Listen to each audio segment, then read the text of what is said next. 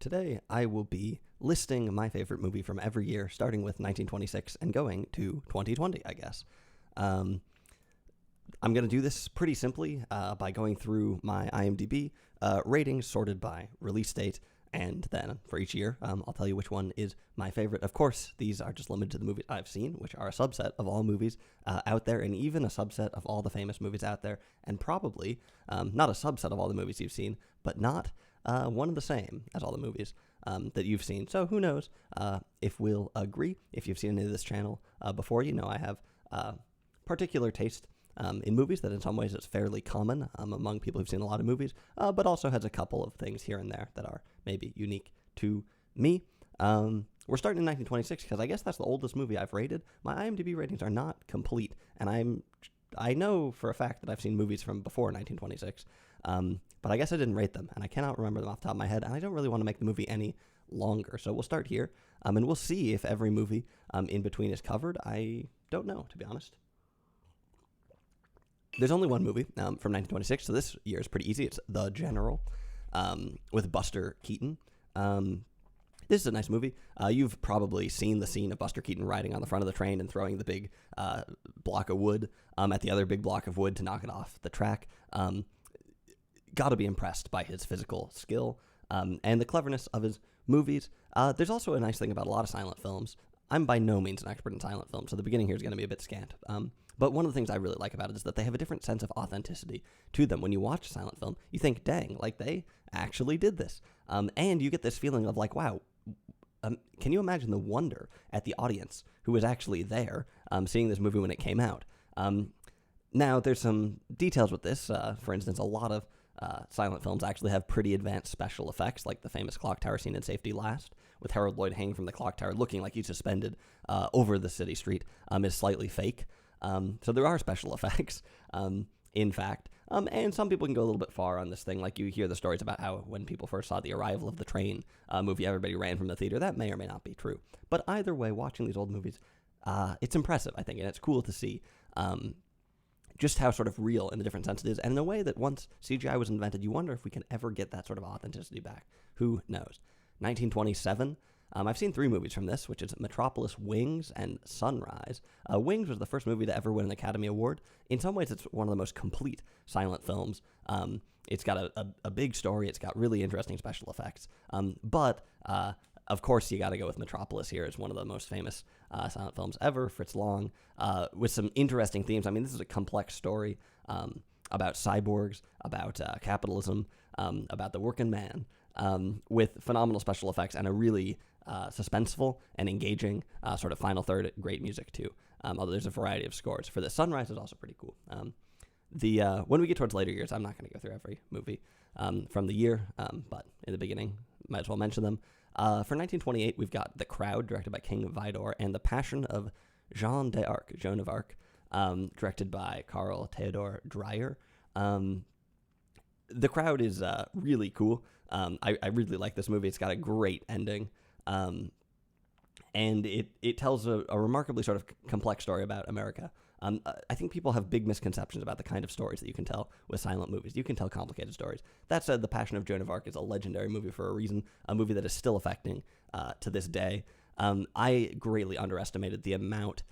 You hear about the stylistic things about The Passion of Joan of Arc. You hear, it's got long shots, it's got a lot of close-ups, right?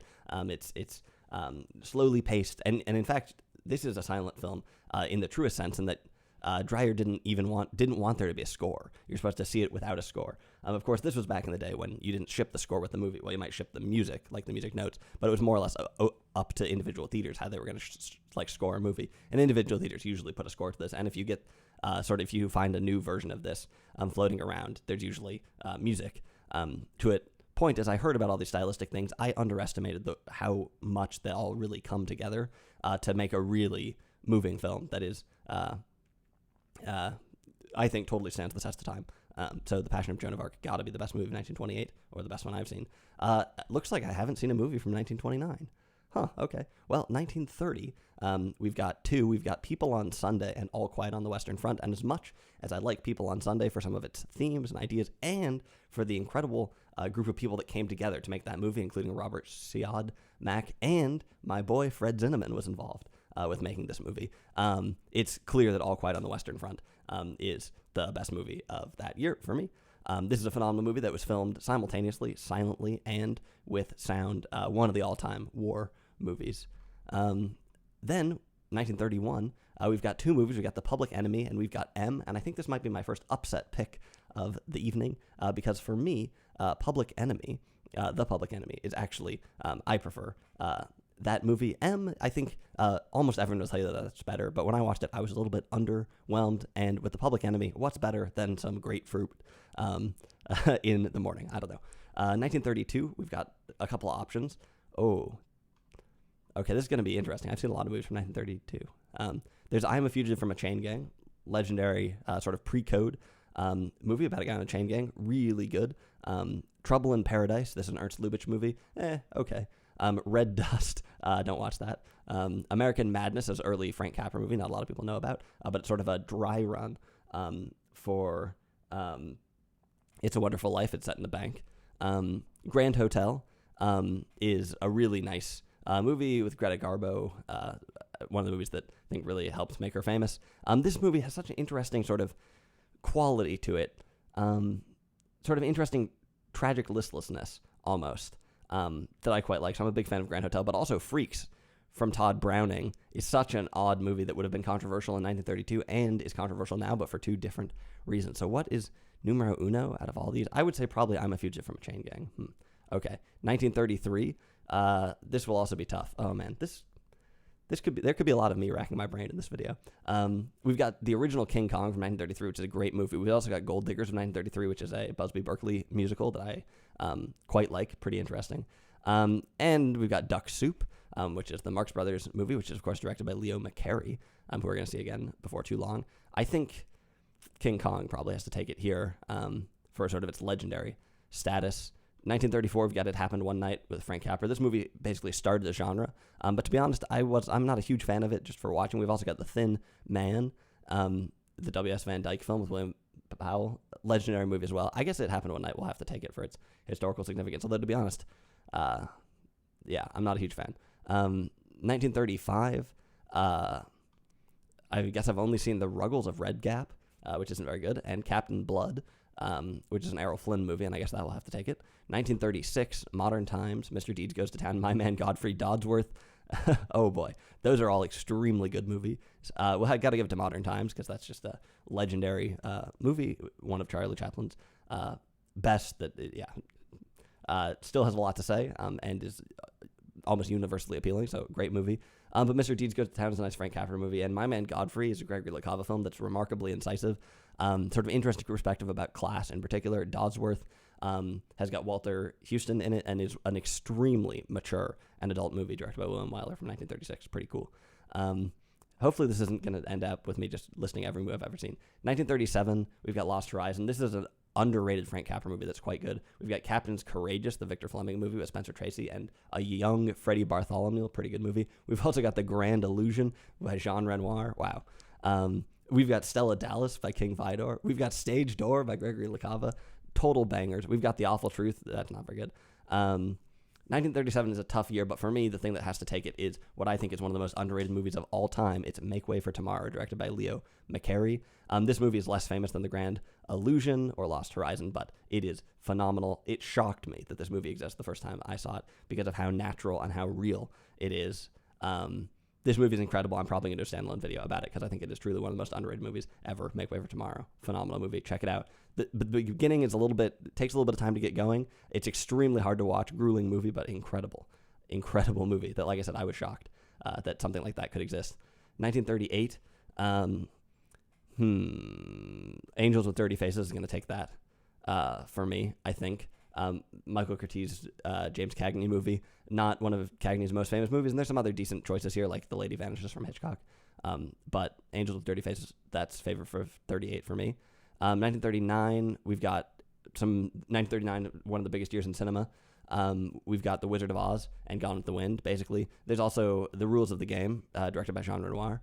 The Women, which is another George Cukor film. Mr. Smith Goes to Washington, maybe one of the more famous Frank Capra movies. We've got Raoul Walsh's The Roaring Twenties with James Cagney again, great movie.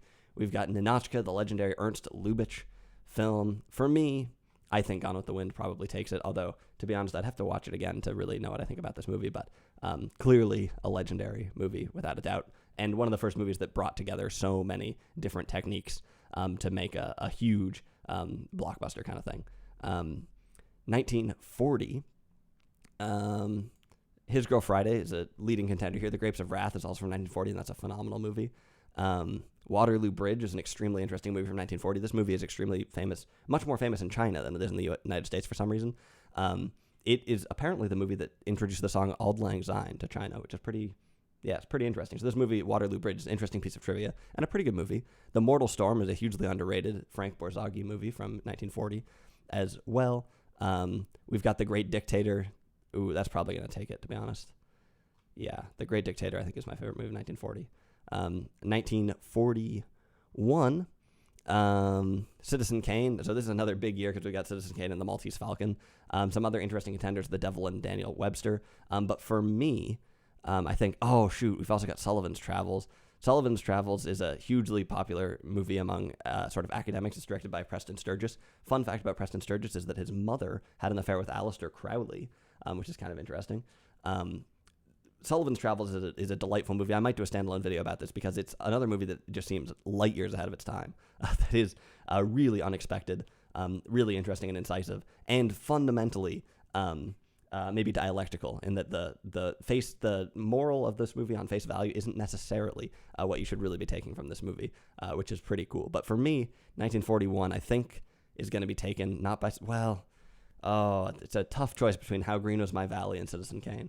Some people will say that Citizen Kane is this hugely overrated classic that's not actually any good, or they'll say maybe it has historical importance, but is not actually that good to watch. Well, those people don't know how to watch old movies, basically, or didn't go into it with the right mindset, I think. I really enjoy watching this movie, and it has huge historical importance, and it's just a phenomenally interesting movie with its brand of populism, very particular brand of populism that it has, and the interesting character of Charles Foster Kane. So I think Citizen Kane's going to take it for 1941, but you got to remember that it didn't win Best Picture because How Green Was My Valley, the John Ford non-Western movie set in Wales, won, and maybe deservedly so because it's a phenomenal movie, but also Sullivan's Travels is a super cool movie that you should really check out if you're interested in movies at all. 1942, this could take a while to make. Hopefully it doesn't get too dark. 1942, we've got To Be or Not to Be. This is probably the best Ernst Lubitsch movie out there. I think that Billy Wilder was involved in making this. This is a comedy about the Holocaust, starring Carole Lombard and Jack Benny back when he was 39.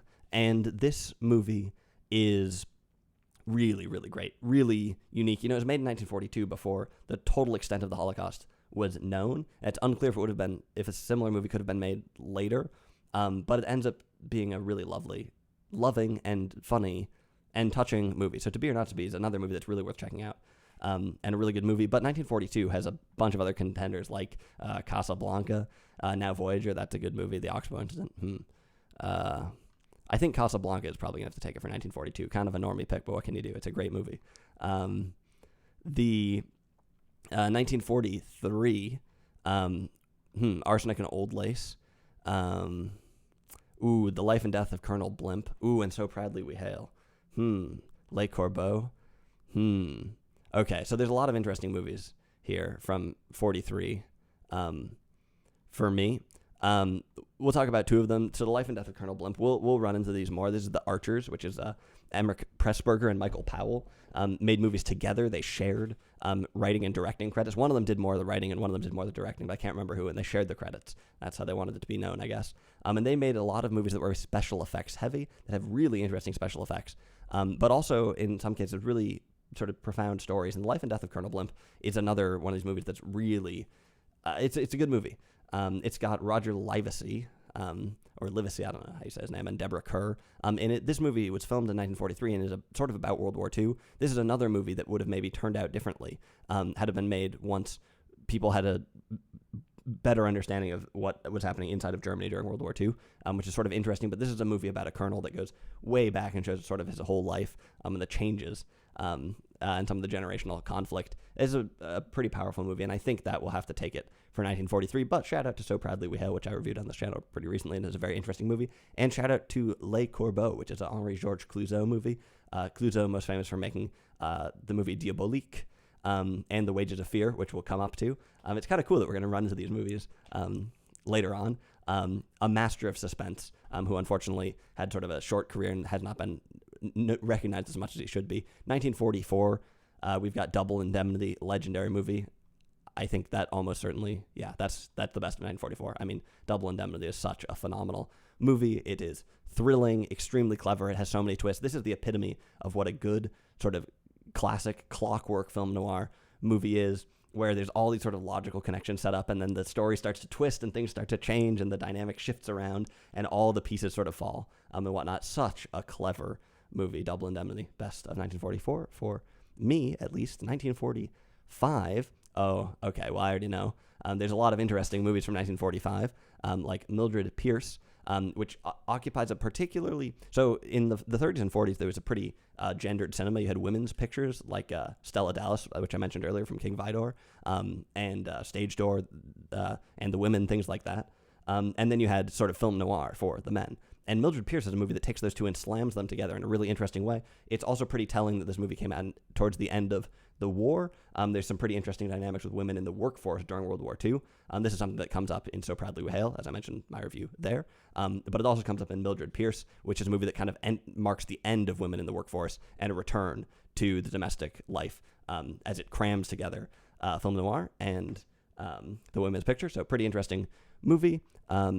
You've also got The Lost Weekend. The Lost Weekend is the first movie to feature a theremin in the soundtrack, although interestingly, it originally was going to come out. It was originally going to be the second movie to do it. I forget what the other one was, but the other one ended up being delayed by like a week or something. So The Lost Weekend just barely pipped it. Billy Wilder movie, which is really, really great.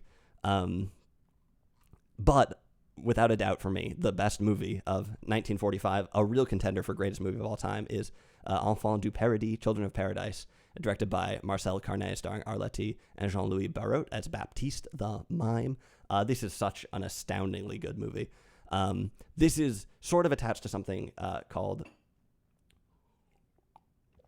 poetic realism, which was a type of film being made in France before World War II that sort of parallels Italian neorealism and looks at the bleak life of the average person, but where neorealism is just like total bleakness and despair, sort of. Poetic realism takes a different approach, as you can maybe imagine. And this movie came out in 1945, and so it might seem a bit disconnected from sort of the pre-war cinema. But in fact, it was made sort of during the war, and the war totally screwed up the production. And it's sort of amazing that the film actually got finished and wasn't completely destroyed. But it still belongs to that tradition. And yeah, this movie is so good. Jean-Louis Barrault, as character Baptiste, is so endearing. And his mimicry on and off the stage, and whatnot, will leave a lasting mark. And this, oh man, what a great movie. Enfants du Paradis. Clearly, I think, the best movie of 1945. 1946. Well, we're in noir land now, so we've got some contenders like The Postman Always Rings Twice or The Strange Love of Martha Ivers, which I think is a pretty darn good noir film. It's the sort of movie that if you don't understand the vibe of noir, this movie will make no sense, but if you do, it like really doubles down on a lot of those things. Notorious, that's a pretty famous movie from 1946. The Big Sleep is a pretty famous movie from 1946, but The Big Sleep is a movie that you got to understand the context if you want to appreciate, because if you just watch it cold, like the plot will make absolutely no sense. You'll think, what's this convoluted mess of, well, what's even going on? But it's basically just pure noir vibes, and the plot is sort of it's sort of a takeoff on that. You know, I mentioned just a few minutes ago that Double Indemnity has like this perfect situation. It's like the clockwork movie where everything fits together. Well, The Big Sleep is almost sort of a parody of that, or something, where it takes that even further to the point where the clock is it's this huge machine that doesn't really make any sense. 1946, what else do we have? Oh boy. Oh, okay. A lot of famous movies. So we've got My Darling Clementine, which is a good movie. John Ford's got Henry Fonda in it. That's a nice movie. That, fun fact, is Harry Morgan's character in MASH, when he's the commander for the all but the seasons after season 3 or whatever, or starting with season 3. I can't remember exactly. His character there, his favorite movie is My Darling Clementine. There's an episode where they'll watch it. It's a cool movie. But you've got Stairway to Heaven. This is another movie from The Archers that apparently is J.K. Rowling's favorite movie, supposedly. I have no idea if that's actually true. But this movie has really sick special effects where they have a big stairway to heaven that is sold really well. Then, however, we've got an absolute heater of a movie, The Best Years of Our Lives, directed by William Wyler, and we've got an extremely famous movie, It's a Wonderful Life. And that's a tough choice. It's a Wonderful Life versus The Best Years of Our Lives. Well, I think The Best Years of Our Lives is superior. For me, at least, extremely serious movie. Also a movie that is sometimes talked about. There's some sort of intellectual reasoning behind some of the style. Particularly, I guess it was André Bazin, one of the founders of the Cahiers du Cinéma in France, about 14 years after this or whatever, who would really praise, or that became known. I'm not sure when it was founded actually, but he really, really praised this movie, The Best Years of Our Lives, because it had a lot of long takes in it, and a lot of deep focus. So that's the deep focus is maybe partly going to be inspired. There's a lot of people doing it around this time, like Ozu had been doing it for a while at this point. But there's some ideas here about how it leads to a higher level of realism because you're given many options about what your eye should look at in the scene, and the long cut gives you sort of a natural view of time. But overall, The Best Years of Our Lives is just such a phenomenal movie with incredibly moving acting, including acting from a non-professional, I forget his name, but there's a guy who's an actual veteran who had lost his hands who's in the movie playing the character Homer, and really compelling all the way through. The Best Years of Our Lives is a phenomenal movie. So we get to 1947, and oh man, some more interesting choices. We've got Monsieur Verdoux. This movie is sort of not as well known as it should be. It's a Charlie Chaplin film that got sort of overlooked because of some of the material in it. Was a bit challenging. It's about a guy who basically goes around marrying and then murdering rich women, which sort of didn't fit in some ways with Charlie Chaplin's, the popular view of Charlie Chaplin, but this has all the Chaplin aspects to it and is really a phenomenal movie. You've got Black Narcissus. This is another movie by the Archers that's sort of legendary for the clock tower scenes, or the bell ringing scenes in it. That's good. Out of the Past is a great noir. I guess just 3 from 47. So Monsieur Verdoux takes it for me. Great movie. 1948, you've got The Treasure of the Sierra Madre. We don't need no stinking badges and such. That movie doesn't hold up super well in my opinion, but it's one of the original adventure movies. You've got The Search, which is a Fred Zinnemann movie. This is a great movie. It's got Montgomery Clift as American soldier helping to clean up Germany, basically, who meets this kid who doesn't know where her parents are. Fred Zinnemann, both of his parents were killed in the Holocaust, so a personal connection with this. And his career just sort of picking up steam at this point, but a great movie. The Big Clock is another movie from 1948. That's pretty underrated. It's directed by John Farrow and has Maureen O'Sullivan in it, who I think was married John Farrow, and then Mia Farrow is their daughter, or something like that. Really nice, clever film noir. Mr. Blandings Builds His Dream House. This is an interesting, little-known, not hugely widely viewed movie that has some interesting stylistic techniques in it. I'll skip some of this other stuff from 48. The Red Shoes. This is maybe one of the Archer's most famous movies. It's about ballet. Incredible movie. You've got Hitchcock's The Rope. In my opinion, that's a gimmick. You've got The Fallen Idol from Carol Reed, who directed The Third Man. This movie is not as good, but it's okay. You've got Johnny Belinda with the Jean Negulescu movie. This movie is sort of ahead of its time in some ways. You've got Bicycle Thieves by Victoria De Sica. Oh, man. Legendary movie. Sort of the pinnacle of neorealism, although it's actually maybe sort of later in the cycle in some ways. Act of Violence, another Fred Zinnemann movie. This one starring Van Heflin. His career's still picking up steam in this. Not his best, but pretty good. That's 48. Oh, man. So the tough one here is going to be The Red Shoes versus Bicycle Thieves. You got Key Largo, too. Yeah. Okay, so I guess we go with Bicycle Thieves, although The Red Shoes is a really cool movie that's totally worth watching, but Bicycle Thieves is just such a classic. The epitome of neorealism, and a nice movie, and a moving film. 1949, here's The Third Man from Carol Reed. This is one of the best film noir movies. Oh, man, but that's also the year that White Heat came out, which is a Raoul Walsh movie. Raoul Walsh had an eye patch that he got when a jackrabbit jumped through the windshield of his car. He, interestingly enough, was an extra, or he plays, I think he plays John Wilkes Booth in The Birth of a Nation. Right. Oh, right. I mean, I guess I never rated The Birth of a Nation, which, I was saying I knew I'd seen movies older than 1926. Well, that's one of them, and I guess I never rated it for obvious reasons. I have no idea what to rate a movie like that. But in part of The Birth of a Nation, The Birth of a Nation, one thing that's pretty interesting about it is that it labels a number of scenes as historical facsimiles that sort of recreate historical events, some of which are sort of extremely racist revisionism, and some of which are just whatever. But one of those historical facsimiles is the assassination of Abraham Lincoln. And I think John Wilkes Booth is played by Raoul Walsh or something like that, who is the director of White Heat, also The Roaring Twenties, which you mentioned earlier. But White Heat, phenomenal movie. One of my film studies textbooks in college had a scene from White Heat on the cover. And I remember thinking, what? Why is this random movie on the cover? And I watched it, and I was like, oh, that's why.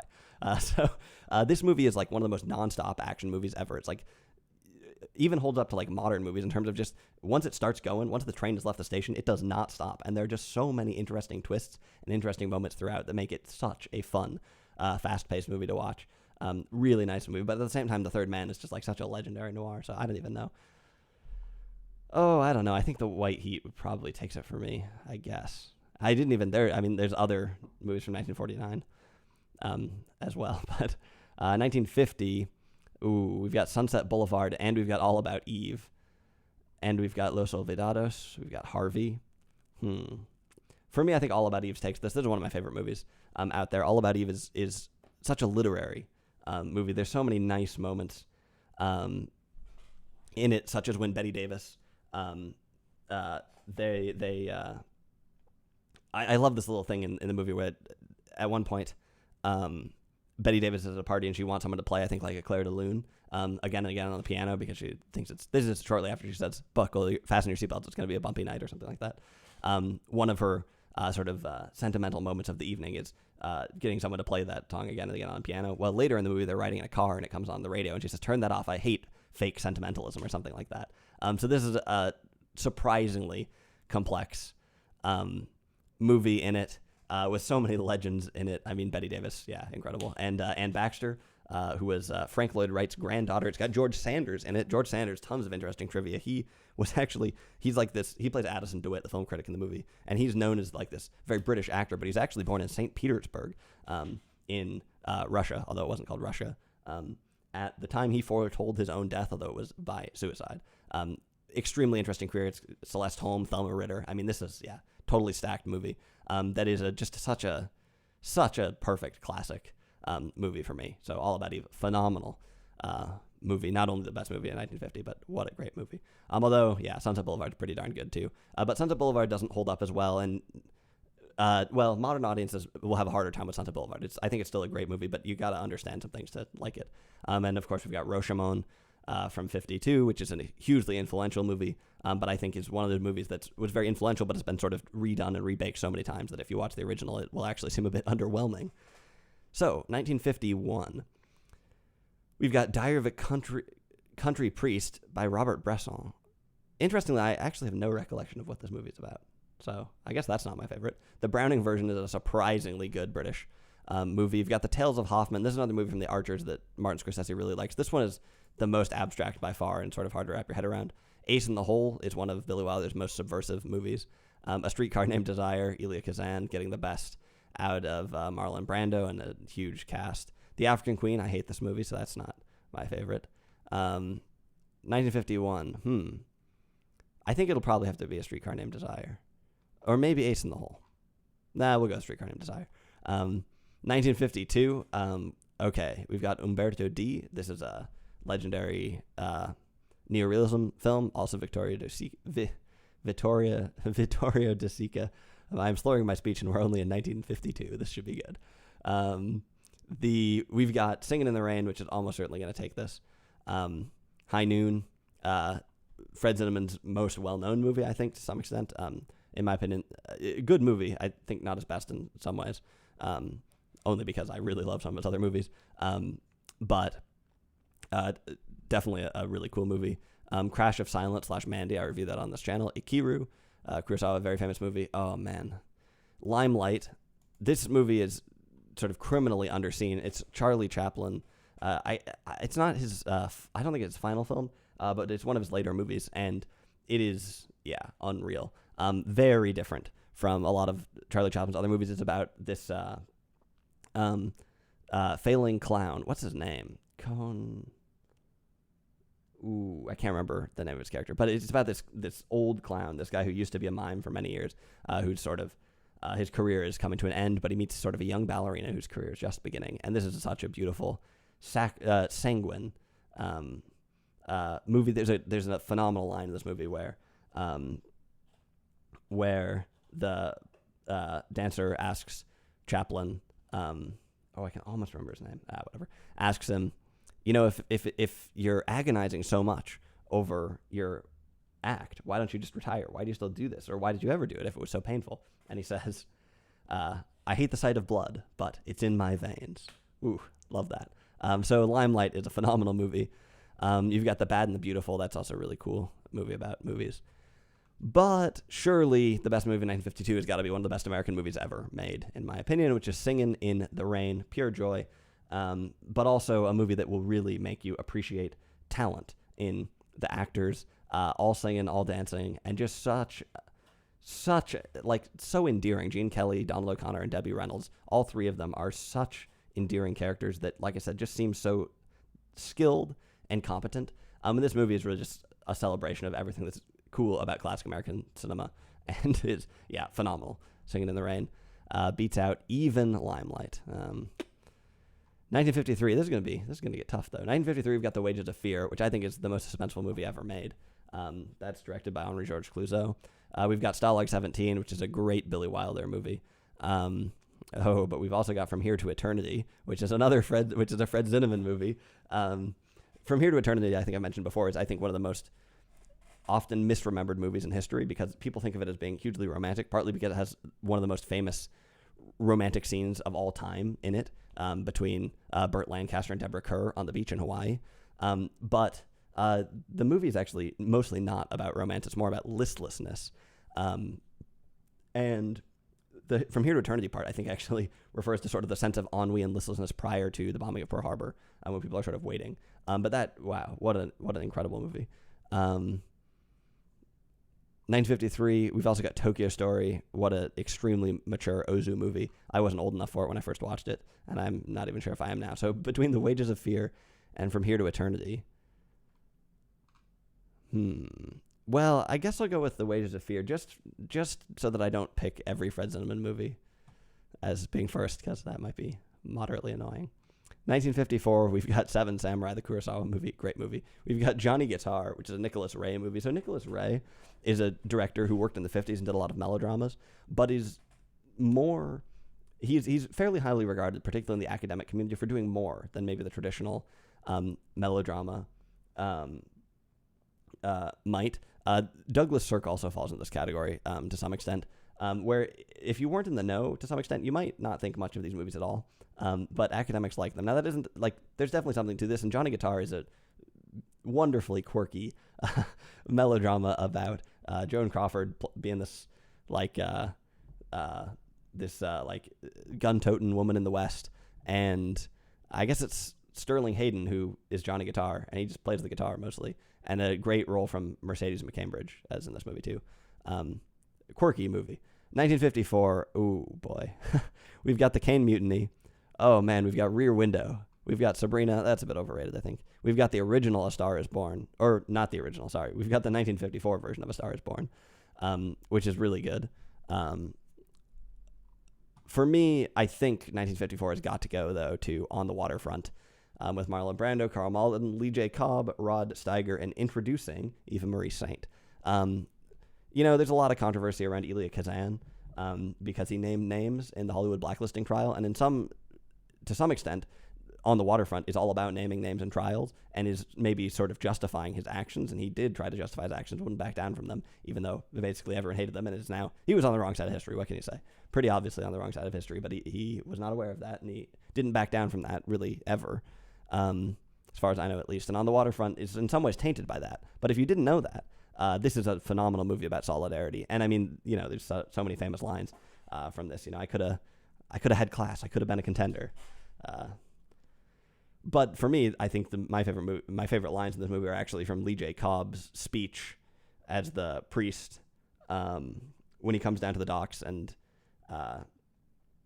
he's talking about Dugan, who's one of the characters, and he says, he's saying something, I won't spoil it, but one of the dock workers says, "Father, go back to your church," and he says, "This is my church."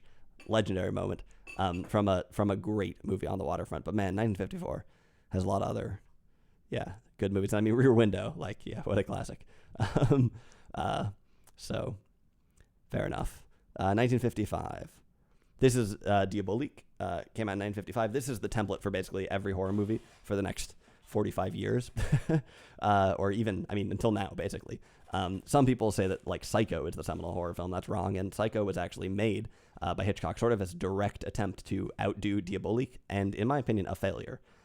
Diabolique is such a great movie that, in my opinion, eclipses Hitchcock in a number of ways. And I talked about this in my 250 video, but Henri-Georges Clouzot is just such an underrated director, and Diabolique is great. 1955 has some other options, though, like The Night of the Hunter. Charles Laughton directed one movie, and it was this, I think. And the style of this movie is so vivid. The hard cuts and the harsh lighting and all the shadows and such make this movie really seem like it's just decades and decades ahead of its time. That said, the final third of this movie are basically just sort of trying to walk the viewer back from the brink, because the first two-thirds are so intense, particularly for 1955, that they have to sort of calm everybody down, with Lillian Gish entering as a maternal character, basically. But great movie. Oh, boy. We've also got Rebel Without a Cause, though, which Rebel Without a Cause, a lot of people... Rebel Without a Cause is a phenomenal movie, but it's a sort of a complicated movie. And there are some things about it that are obvious on the surface, like how iconic it is. And I don't just mean that, like, oh, it's famous, but when you watch the movie, even if you didn't know anything about it, the way that they sort of frame up James Dean and the way that he occupies the space there is so, potent.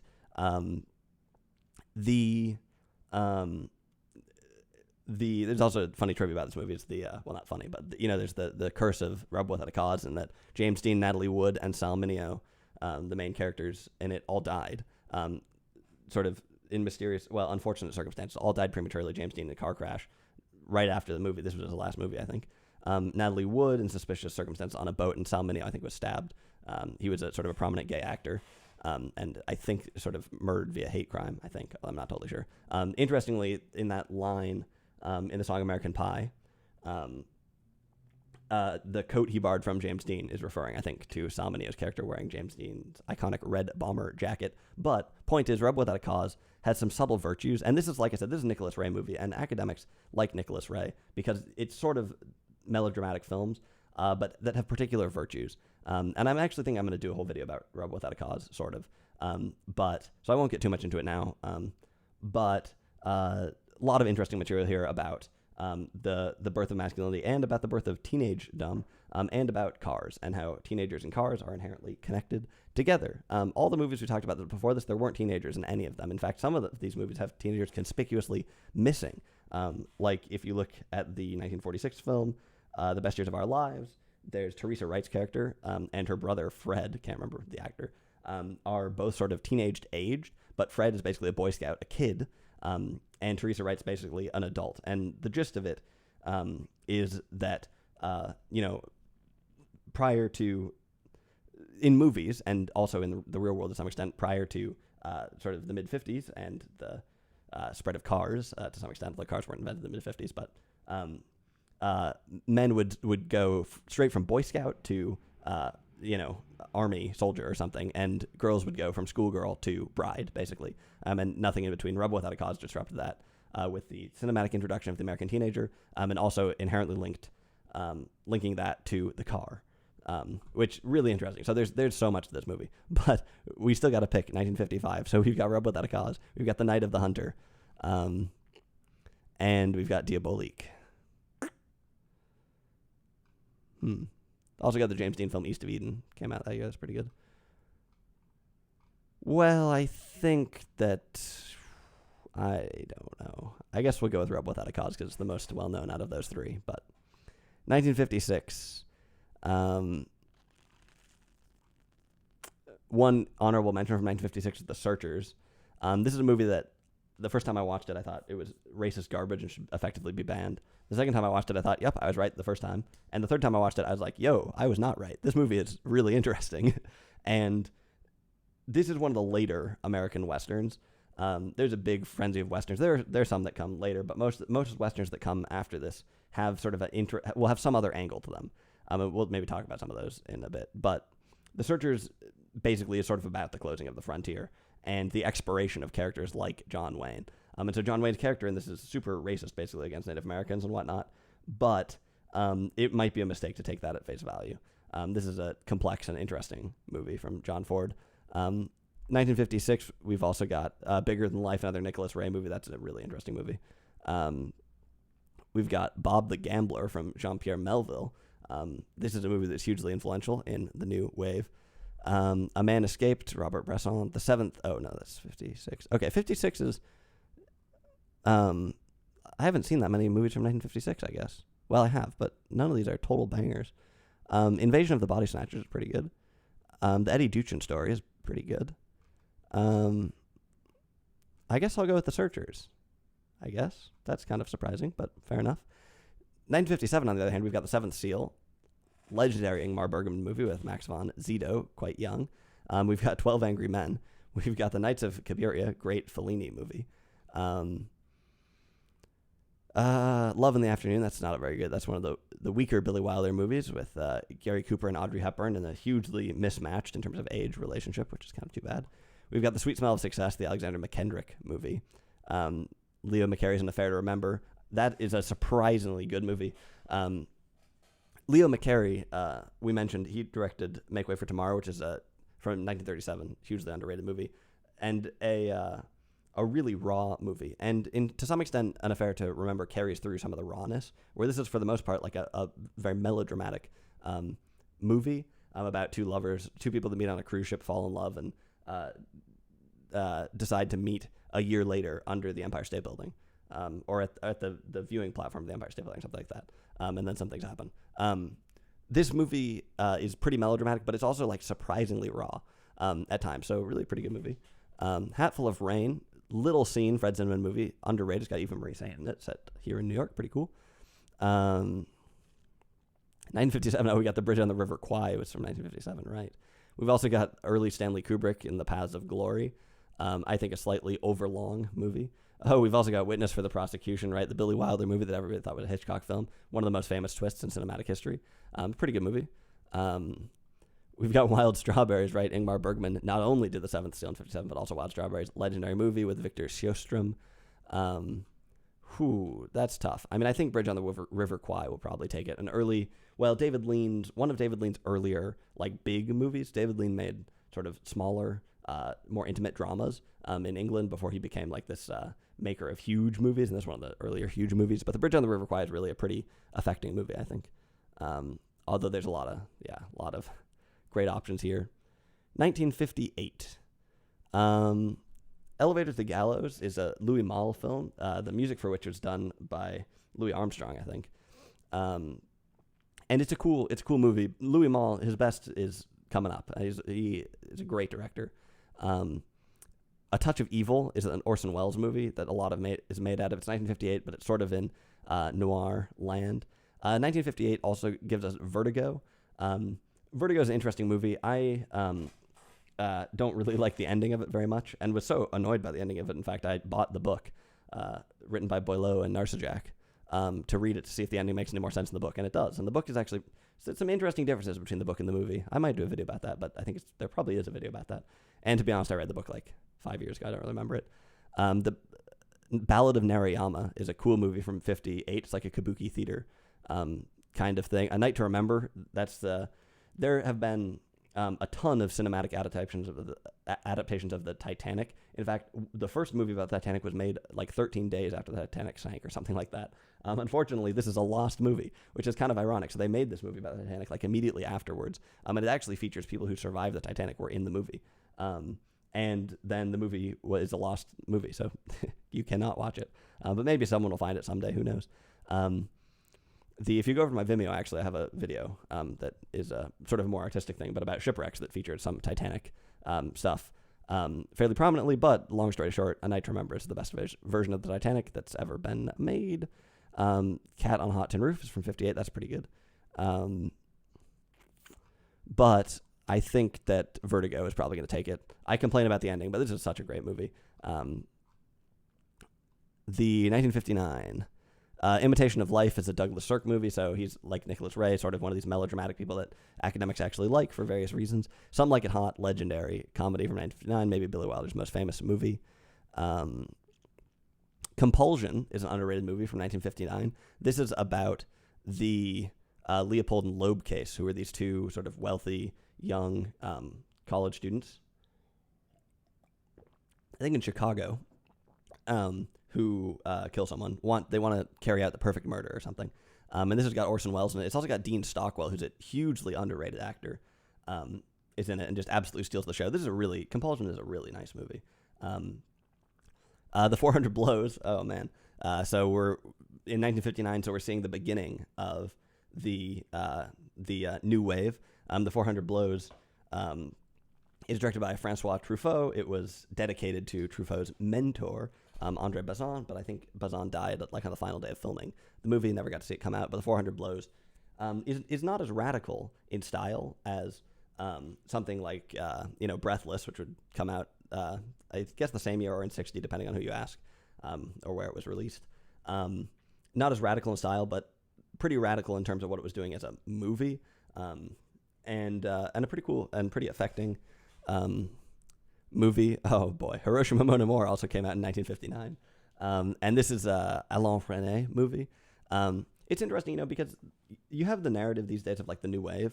The reality is that there were so many different people working on so many different things, and movements almost always sort of simplified these things out. So Alain Resnais, for instance, sort of fits into this idea of the new wave as Truffaut and Godard, but also not really. But Hiroshima Mon Amour, wow, what a great movie. I think one of my favorite puzzle movies. This was the movie that got me into things like Tarkovsky, and like really sort of like highbrow cinema. My entry point was Hiroshima Mon Amour, which is a really cool movie. We've also got Nazarene, which is a Luis Buñuel movie about a much maligned priest. 1959. Oh, how could I forget? I guess I know it's going to be 1959. We'll come back to this, but we've got Anatomy of a Murder, Otto Preminger. So this movie's got legendary Saul Bass title sequence. This was also one of the movies that's credited with sort of really starting to unravel the Hays Code and the production code and the system there, was because directors like Billy Wilder with Some Like It Hot and Otto Preminger with Anatomy of a Murder, these are both from the same year, really started to push back on the censorship in Hollywood and started to show bolder and bolder things in their movies. We've also got North by Northwest from Alfred Hitchcock in 1959, legendary movie. Oh man, we've also got On the Beach from Stanley Kramer from 1959. This, in my opinion, is a hugely underrated movie. This is probably the most boring movie about an apocalypse that's ever been made, but what a powerful movie. It's got Gregory Peck, Ava Gardner, Fred Astaire in it, and a young Tony Perkins before he would get typecast completely and his career would be forever altered by Psycho the next year. On the Beach is a phenomenal movie about basically about some people on a submarine, Americans on a submarine. Gregory Peck's the commander. There's a nuclear war, basically. They go to Australia, and Australia, because it's really far away, turns out, is yet to be affected by the fallout, but it's probably going to come, and people are sort of contemplating their impending doom, and this is such a phenomenal movie.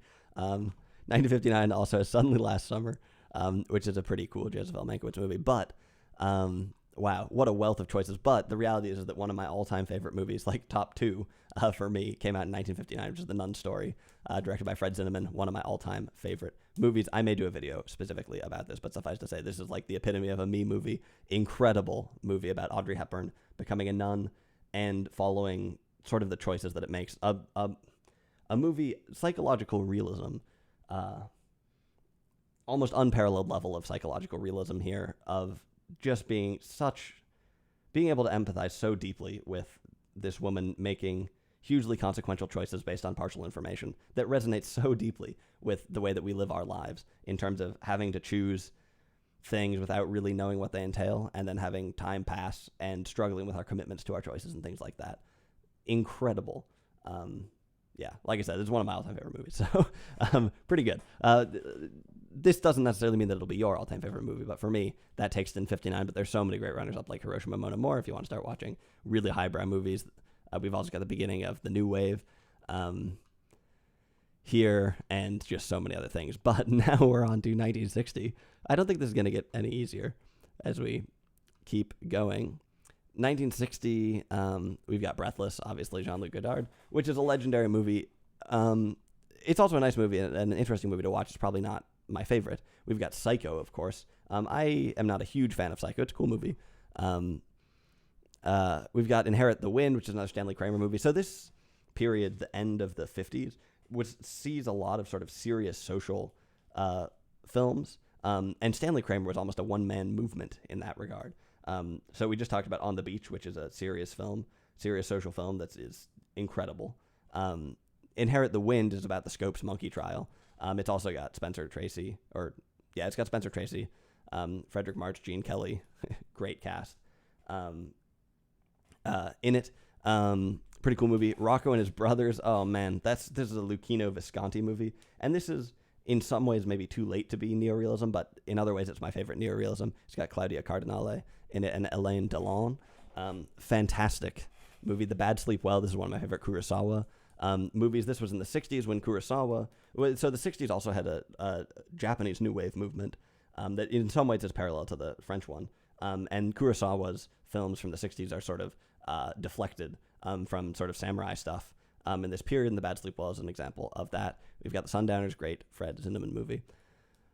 But what is the best? Well, in my opinion, it's got to be the winner of the Best Picture in 1960, which was not Psycho, but instead Billy Wilder's The Apartment with Jack Lemmon, Shirley MacLaine, Fred MacMurray in it. This is a romantic comedy that is so clever and so genuine. Truly what a genius movie from Billy Wilder. If you haven't seen The Apartment, you got to check it out. It's really good. 1961. Okay. We've got a bunch of choices here. We've got The Misfits. This is sort of an interesting movie with Clark Gable and Marilyn Monroe right before they would, I think, both die. It's also got Montgomery Clift when he's sort of ravaged by drug addiction, and Thelma Ritter. Mellow movie. The Guns of Navarone. That's a pretty cool movie. Viridiana, the Buñuel movie. That's a really famous movie. Last Year at Marienbad, a legendary Alain Resnais movie. So this movie is often talked about as like a list of like most confusing or most out there or most wild movies. You'll sometimes see Last Year at Marienbad. In reality, this movie is basically about all the same things that every other Alain Resnais movie is about to some extent, which is kind of the bridge between memory, experience, and identity. How the things that we've experienced and the way we remember them shape who we are as a person. I would suggest watch Hiroshima Mon Amour from 59 first, because it's a bit more explicit about these themes, and I think it's a better movie, to be honest. But Last Year at Marienbad is sort of well known for being abstract and out there. The Day the Earth Caught Fire is a hugely underrated Val Guest film. It's a British film. 1961, I'm realizing it's going to have a huge dilemma. I don't know how the heck I'm going to choose this. There's some other great options, like The Children's Hour. This is a great movie with Audrey Hepburn and Shirley MacLaine. This movie is light years ahead of its time. Really, really good movie about some teachers at a girls' school who are accused of being lesbians and how it affects their lives. Incredible, incredible movie. But the dilemma for me is going to be the choice between Judgment at Nuremberg and Breakfast at Tiffany's. On the one hand, Judgment at Nuremberg, in my opinion, is the epitome of this serious social film movement of the early 60s. Again, this is directed by Stanley Kramer. It's got Spencer Tracy, Burt Lancaster, Marlene Dietrich, Montgomery Clift, Judy Garland, Maximilian Schell, even Werner Klemperer shows up in this movie. This, in my opinion, I think Judgment at Nuremberg may be the best acted movie ever, with one of the greatest casts of all time. It is one of my all-time favorite movies. On the other hand, 1961 also saw the release of Breakfast at Tiffany's, which is the movie that I have seen more than any other movie. That might be a surprise. But this is such an interesting, confounding movie that I am working on a video about that might be very long. I think I'm going to have to go with Judgment at Nuremberg. But, man, Breakfast at Tiffany's, great movie. Obviously, hugely controversial because of the Mr. Yunioshi character in it. But, hey, you got to check out my movie to know, or my video about this to see what I think about all that. 1961, what a great year. Yeah, huge shout out to The Children's Hour. Hugely underrated movie. 1962, we've got Jules and Jim, the Truffaut movie. Pretty cool. Ivan's Childhood, early Tarkovsky movie. The first Tarkovsky movie, in fact, which is cool. Cleo from 5 to 7, very famous Agnes Varda movie. The Exterminating Angel, what a great Louis Buñuel movie. 1962, we've got Harakiri, Masaki Kobayashi. That's a really great movie. We've got The Longest Day. That's a great movie about World War II. This, interestingly, about D-Day, basically, the production value of this is off the charts, crazy. And the cast of this is insane. You've got John Wayne, Robert Ryan, Richard Burton, Henry Fonda, and also, in a smaller row, you've got Jean-Louis Barrault, who I mentioned from Enfant du Paradis earlier, is actually in this movie, too, playing like a French priest or something like that. 1962 also gave us The Loneliness of the Long-Distance Runner, which is a totally underrated movie that I mentioned in my long video called My Thoughts on Love Actually. I talk about The Loneliness of the Long Distance Runner because I watched it around that time. It's really good. Whatever Happened to Baby Jane, pretty legendary movie. The Manchurian Candidate, one of many great Frankenheimer movies. How the West Was Won, that movie sucks. The L-Shaped Room was from 62. I did a review of that. Really phenomenal movie. But for me, the winner for 1962 by far is Long Day's Journey into Night, the Sidney Lumet film starring Katharine Hepburn, and Jason Richards and Jason Robards, and the aforementioned Dean Stockwell, who's in Compulsion and who is phenomenal in Longest Journey Tonight. This is such a great movie. This is a long movie that's sort of like very play-like in some ways. It might put you to sleep, but phenomenal movie about life and addiction. Yeah, this is a phenomenal movie. It has long been one of my favorite movies of all time. That is, yeah, whoa, what a great movie. Long Day's Journey into Night, based on the play, of course, by, what's his name? Eugene O'Neill, I think. The 1962. Oh, that was 1962, right. 1963. Oh, boy, this is going to take a long time. We've got 8½. This is one of the most famous Fellini movies. It's great. We've got The Leopard, a great Visconti movie with Burt Lancaster, who is in a number of cool Italian movies. Of course, most of these movies are dubbed anyway, so we didn't have to worry about the language. But the cast here is pretty sick. We've got Burt Lancaster, Elaine Delon, and Claudia Cardinale. The Leopard has huge production value, tons of balls and ball gowns and such. Really cool. High and Low. This is my favorite Kurosawa movie. It's from 1963. Like I said, he got deflected a bit by the Japanese New Wave movement to some extent. The Birds Hitchcock movie is pretty cool. What else? Irma la Douce is a pretty good Billy Wilder movie from there. The Great Escape, legendary movie from 63. The Fire Within, Louis Malle, I said we'd be back with him. The Fire Within offers a really interesting perspective on suicide and alcoholism that you won't see in many other movies, and Louis Malle is a master of his craft, and that's a great movie. Oh, we've got a bunch of other ones. Of course, we've got Les Mépris, Contempt. This is probably my favorite Godard movie, a movie that speaks deeply to me. This may be in a future series of movies that I'm doing about things that have spoken deeply to me, so I may go into huge depth on this movie, but this is a huge contrast to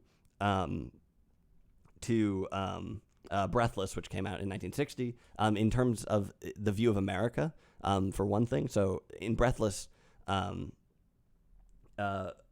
goes around stealing American cars, and the American car is like this really cool thing that you want to be as close to as you can. Whereas in Contempt, things kind of switch around, and you've got Jack Palance here playing an American producer who basically steals I guess it's Michel Piccoli is the main guy, basically steals his girlfriend, played by Brigitte Bardot. And in general, there's a feeling of contempt. Contempt is a powerful and universal emotion.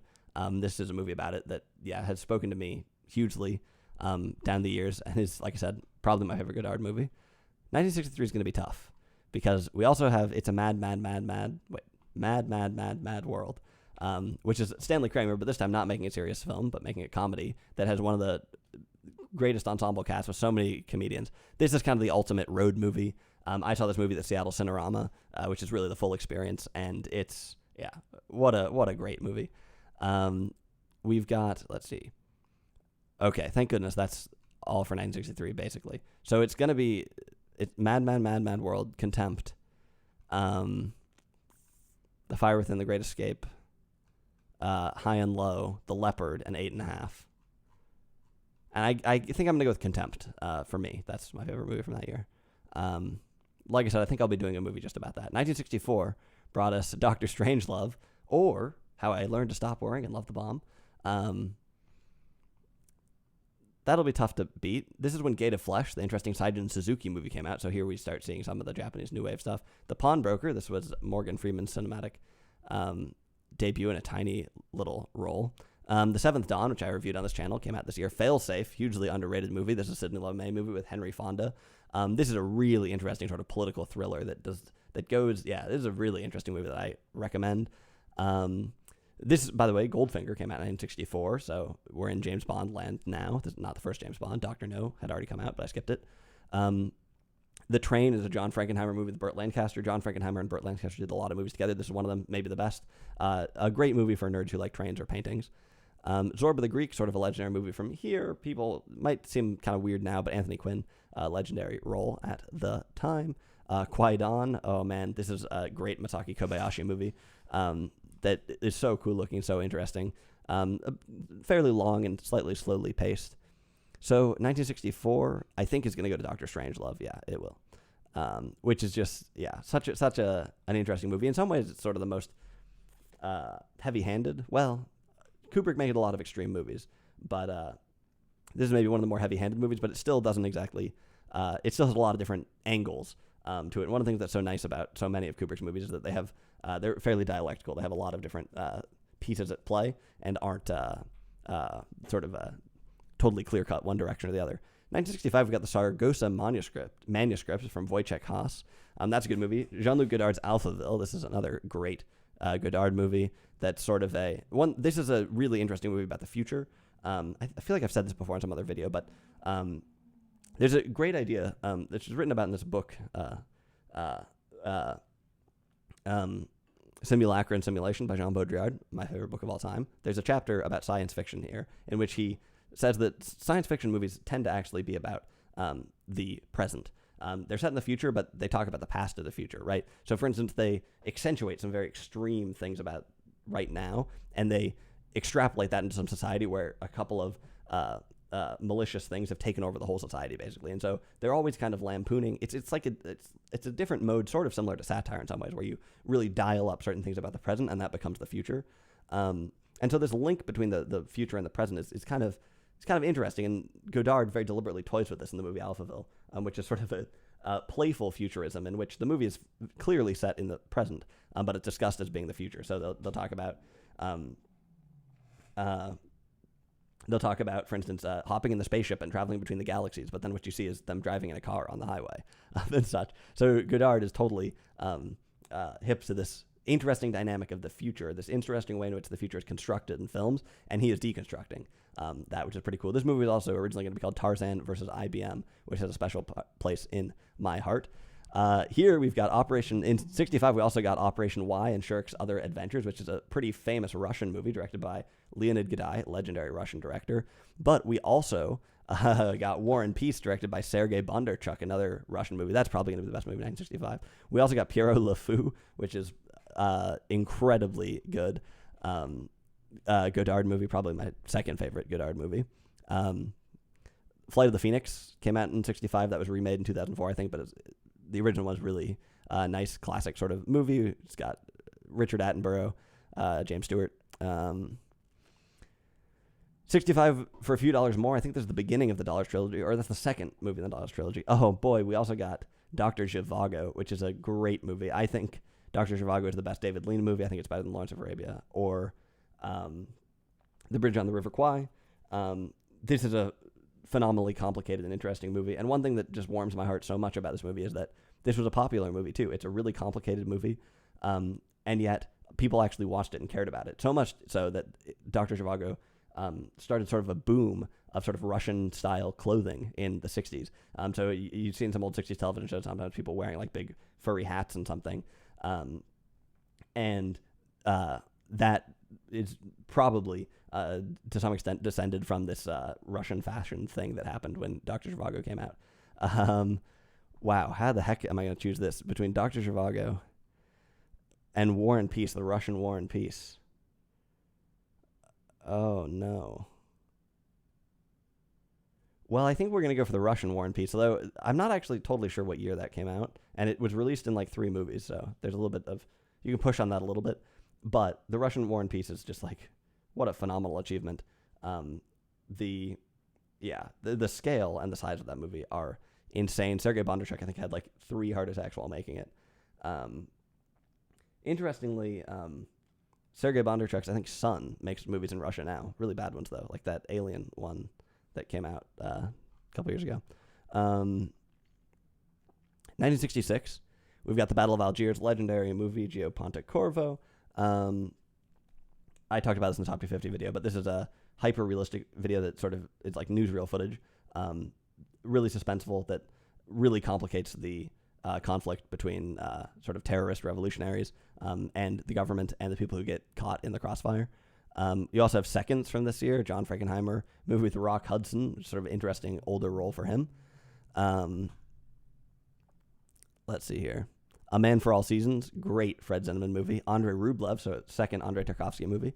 Andrei Rublev is, I think, sort of the most easy to follow Tarkovsky movie. Oh, you've also got Blow Up, Michelangelo Antonioni. You've also got The Good, the Bad, and the Ugly. Oh, boy. Which is sort of all-time great action movie. In 1966, you've also got this movie, The Sand Pebbles, which I've just reviewed, and there'll be a video about, from 1966, which is a phenomenal movie, but I think The Good, the Bad, and the Ugly is going to have to take this, without a doubt. Just such a legendary movie. Has always been a favorite of mine. 1967, we've got another Leonid Gudai movie here, Kidnapping Caucasian Style. These, I'm skipping, by the way, tons of movies I've seen each of these years, just focusing on some of the highlights. Kidnapping Caucasian Style is a really funny, interesting movie. One of the things that's so cool about seeing these Russian sort of comedies from the 60s is that, like, I've seen a number of American comedies from the 60s, partly on television, partly in movies, and there's a very particular look, and it's very interesting to see the Soviet version of that, which is in some ways very similar, in some ways pretty distinct. Belle de Jour came out in 1967. This is a very interesting Luis Buñuel movie. Could be hard to watch for some people. It's got Catherine Deneuve in it, and Michel Piccoli, and Pierre Clementi, I think, is in this. Good movie, pretty affecting.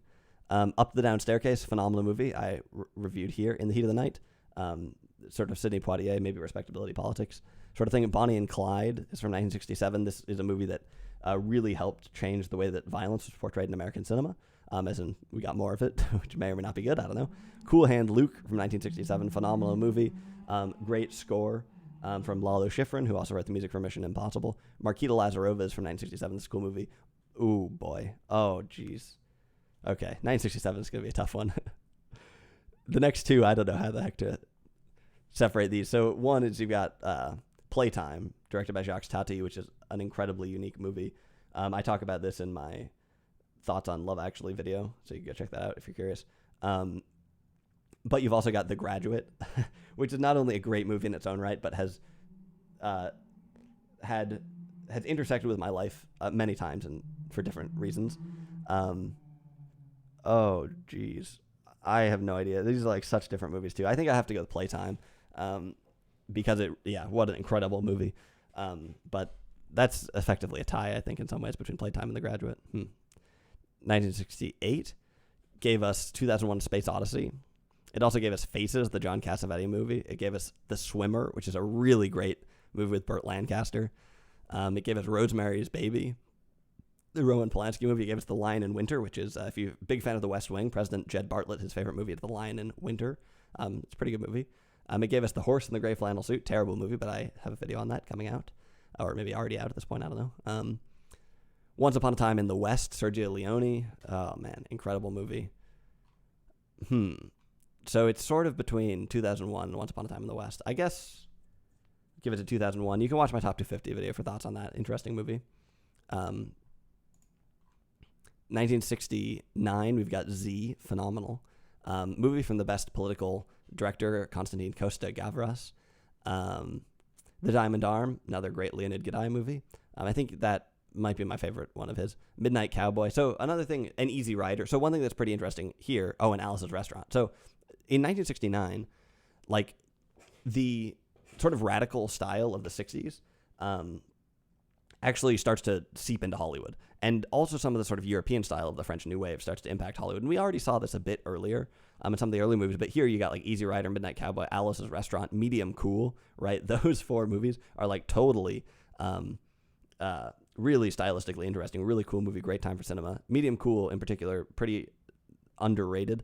It's directed by Haskell Wexler, who is a pretty famous cinematographer. Like, he did the cinematography for the movie In the Heat of the Night that we mentioned earlier. This movie mainly stars Peter Bonaires, who would go on to be one of the like main producers of Friends. And if you know if you're familiar with the episode of Friends that with Ben Stiller, I think, who played the really mad guy, the old couple that he yells at, the man is Peter Bonaires, and he also played the dentist Jerry in the Bob Newhart show. Anyway, he's in this movie, Medium Cool. Army of Shadows is an incredible Jean-Pierre Melville movie. Oh, geez, 1969 is going to be hard. Army of Shadows is such a suspenseful, powerful movie about the underground. I remember you watched like The Great Escape, right, which is about, prisoners of war in France, prisoners of war during World War II, and sort of the underground and things like that. And it's like, you think that's an okay movie, and then you watch Army of Shadows, and you're like, what the heck? Why would I even waste my time with The Great Escape when there are movies like Army of Shadows that are just like an order of magnitude more serious and more, intense than that. So really good movie. My favorite Jean-Pierre Melville film, I think.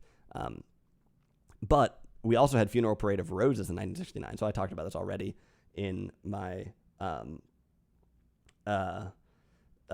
Love Actually video, but this is top two, or this is Japanese New Wave, basically. This is one of the most like out there stylistically movies. The pace of like the stylistic weirdness that happens is incredible. So this movie just goes and goes and goes, and is really interesting. And also I think a hugely substantive movie about the subject of gay men in Japan in the 60s. And it sort of reworks the Oedipus myth to tell some of the stories there. And I think it's, what a great, great movie, Funeral Parade of Roses, but also Army of Shadows. And we're not even, we've also got The Color of Pomegranates, incredibly interesting. Oh man, we've also got They Shoot Horses, Don't They? Which is such a great movie. Like I said, here, the 60s, we're actually getting like pretty radical, interesting movies in the 60s. Wow. What's my favorite movie from 1969? Man. So we've got Z. These are what I would say the best is Z, Midnight Cowboy, Medium Cool, Army of Shadows, Funeral Parade of Roses. I think I'm going to go with Funeral Parade of Roses, to be honest. It's the most extreme out of all of these. And it's got to be more widely seen. Butch Cassidy and Sundance Kid also came out that year. Great movie. Visconti's The Damned. And They Shoot Horses, Don't They? Great movie. 1970. MASH came out in 1970. I'm not a huge fan of the movie, to be honest, though. Big fan of the book and the TV show. But the movie's a bit different. 1970 also brought us Zabriskie Point from Michelangelo Antonioni, an incredibly interesting movie about sort of youth movements in the 60s that in some ways rings pretty interesting to watch it now. The Confession, another great Costa Gavras movie. The Conformist is a Bertolucci movie. I think this is maybe one of the best shots movies I've ever seen. I Never Sang for My Father, just did a review of this phenomenal movie. This might take it, to be honest. Ryan's Daughter is a movie from David Lean that David Lean made like a series of these really, like, Lawrence of Arabia, these really big movies. And Ryan's Daughter is long, but it's not quite big in the same way. So it's sort of a big flop because people expected something quite different. But it is a good movie. But for me, I Never Sang for My Father. It's my favorite movie of 1970. 1971, The Last Valley, just reviewed that. Little Murders, I reviewed that in the Love Actually video. Death in Venice, really interesting Luchino Visconti movie. Here we see the beginning of Blaxploitation in 1971, the Sweetback's a badass song. The Anderson Tapes is an interesting Sidney Lumet movie that's sort of a Watergate paranoia movie. The Devils, Ken Russell, really interesting movie. Play Misty for Me from Clint Eastwood's kind of interesting. The Last Picture Show from Peter Bogdanovich is probably going to be my favorite movie of 1971, but we'll see. The French Connection. Fiddler on the Roof, directed by Norman Jewison. Interestingly, Norman Jewison is not Jewish, and hopefully that was known from the beginning. Oh boy, 1971, we also have A Clockwork Orange. So it's really a question of A Clockwork Orange versus The Last Picture Show. And I think for my personal preference, I'm going to go for The Last Picture Show because that's just such a me sort of book or movie, so literary and so mature. But A Clockwork Orange is really good. And I actually talk about both of those movies in the Love Actually video because I watched them pretty close to one another. 1972, we've got Solaris. We've got Cabaret. We've got Fellini's Roma. We've got The Godfather. We've got The Discreet Charm of the Bourgeoisie. We've got Aguirre, The Wrath of God. Well, that's hard. Oh, and we've got State of Siege. State of Siege, the Costa Gavras movie, really cool movie. I think it's set in Uruguay. The beginning of this movie is one of my favorite openings to any movie. Aguirre, The Wrath of God, of course, the legendary Werner Herzog movie. I think this movie is slightly overrated, to be honest. And I'm actually not a huge fan of Werner Herzog, to be totally honest. But the Godfather, I think I'm not going to pick that just because it's so famous already. It doesn't need my help. Solaris, of course, legendary Andrei Tarkovsky movie. Fellini's Roma. Well, actually, if I pick The Godfather, then I don't have to choose between those other ones, so I'll just pick that. Legendary movie, obviously, further transforming the way that we think about criminality and violence in the United States. If you go back to sort of the Hays Code, for instance, criminals in the production code in the 40s and 50s, criminals could not be victorious in the film. Like you would not be able to distribute the film if the bad guys win. And to go from that over a couple of decades, to go from that to something like Bonnie and Clyde, where you start to have anti-heroes, to The Godfather, where you are now sort of steeped in the tradition of the bad guys and are totally invested in their family and their culture, is a huge change. And one of the reasons why that movie was such a watershed moment and why it was so famous. The 1973, we've got The Day of the Jackal, Fred Zinnemann movie, really nice. Ivan Vasilyevich, Back to the Future, that's a nice Leonid Godiva movie. The Spook Who Sat by the Doors from 73, I reviewed that. Interesting movie, interesting review. Lady Snowblood is a movie that Tarantino really championed, and by championed I mean completely ripped off to make Kill Bill, but what are you going to do? Papillon, nice Steve McQueen movie. The Sting from 1973, that was my first ever favorite movie. The Exorcist from 1973. Westworld. Interesting fact, not everyone realizes even that Westworld was a movie originally, directed by Michael Crichton, the author. It's got Yul Brynner in it, and it came out in 1973, and it's super ahead of its time. Like, it seems like it was like from 1995 or something, but it came out in 1973, which is kind of shocking. I think that 73 is going to have to go to The Exorcist, to be honest. The Exorcist, when you first hear about it, an exorcism, you think, how could that be a good movie? Like, ghosts are not real or whatever, or possession isn't real. That's not a thing that happens. But The Exorcist managed to be such a serious and mature movie. It takes itself so seriously. And sometimes the horror movies take themselves too seriously and whatnot. But The Exorcist is a classy movie that ends up being really good, and it's also quite frightening. So I would say that's my favorite movie of 1973. Nice music too, Tubular Bells. 1974, we've got Lacombe Lucien, another movie by Louis Malle. So Lacombe Lucien is a movie in the interesting category of movies that try to offer more complexity about fascist collaborators during World War II. This movie centers on a young boy named Lucien who ends up collaborating with Nazis. And it's a complicated portrayal of how that might happen. 1974, we also have The Night Porter, which also is sort of in a similar thing. This is an extremely controversial movie directed by Liliana Cavani and starring Dirk Bogarde and Charlotte Rampling. And, I wouldn't recommend this, but it's notable that it's from that year. Interesting movie. Chinatown, legendary movie. Coonskin is an interesting animated blaxploitation film from 1974. That's pretty interesting. Texas Chainsaw Massacre, Phase 4. I just reviewed that. A Woman Under the Influence. John Cassavetes, probably the most famous movie. The Enigma of Caspar Hauser, probably my favorite Werner Herzog movie. Godfather Part 2, of course, came out in 1974. Tarkovsky's The Mirror. Oh, that's 75. Okay. So this is, I guess, between Woman Under the Influence and Chinatown. I would say Woman Under the Influence, I think, is the best movie in 1974 for me, my favorite. That certainly is not for everyone. I mean, Cassavetes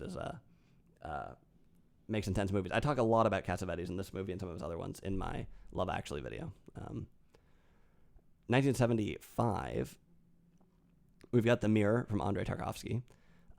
We've got The Traveling Players by Theodoros Angelopoulos, that really long movie that's sort of oddly impersonal but incredibly touching. Nashville from Altman, classic Altman movie. Jaws, of course, came out in 1975, laying the groundwork for the complete commercialization of Hollywood, but pretty nice movie, what can you say? Afonia is a nice Russian movie from 1975. I like that movie quite a bit. Dog Day Afternoon, of course, Sidney Lumet.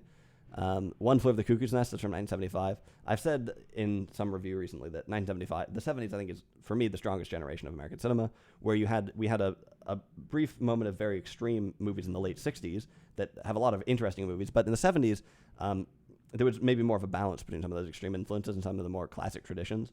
And there was a real movement of American haute tourism for the first time, and a lot of really serious and incredible movies. So 1975 is going to be hard to pick. Oh man, that was Barry Lyndon from Stanley Kubrick came out.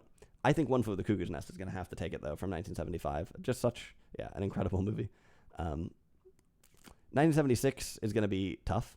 Taxi Driver, Martin Scorsese. I'm not a huge fan of Martin Scorsese, to be honest. This is my favorite movie of his though. We've got The Killing of a Chinese Bookie, an incredible John Cassavetes movie that in a lot of ways is a big departure from his movies like Woman Under the Influence.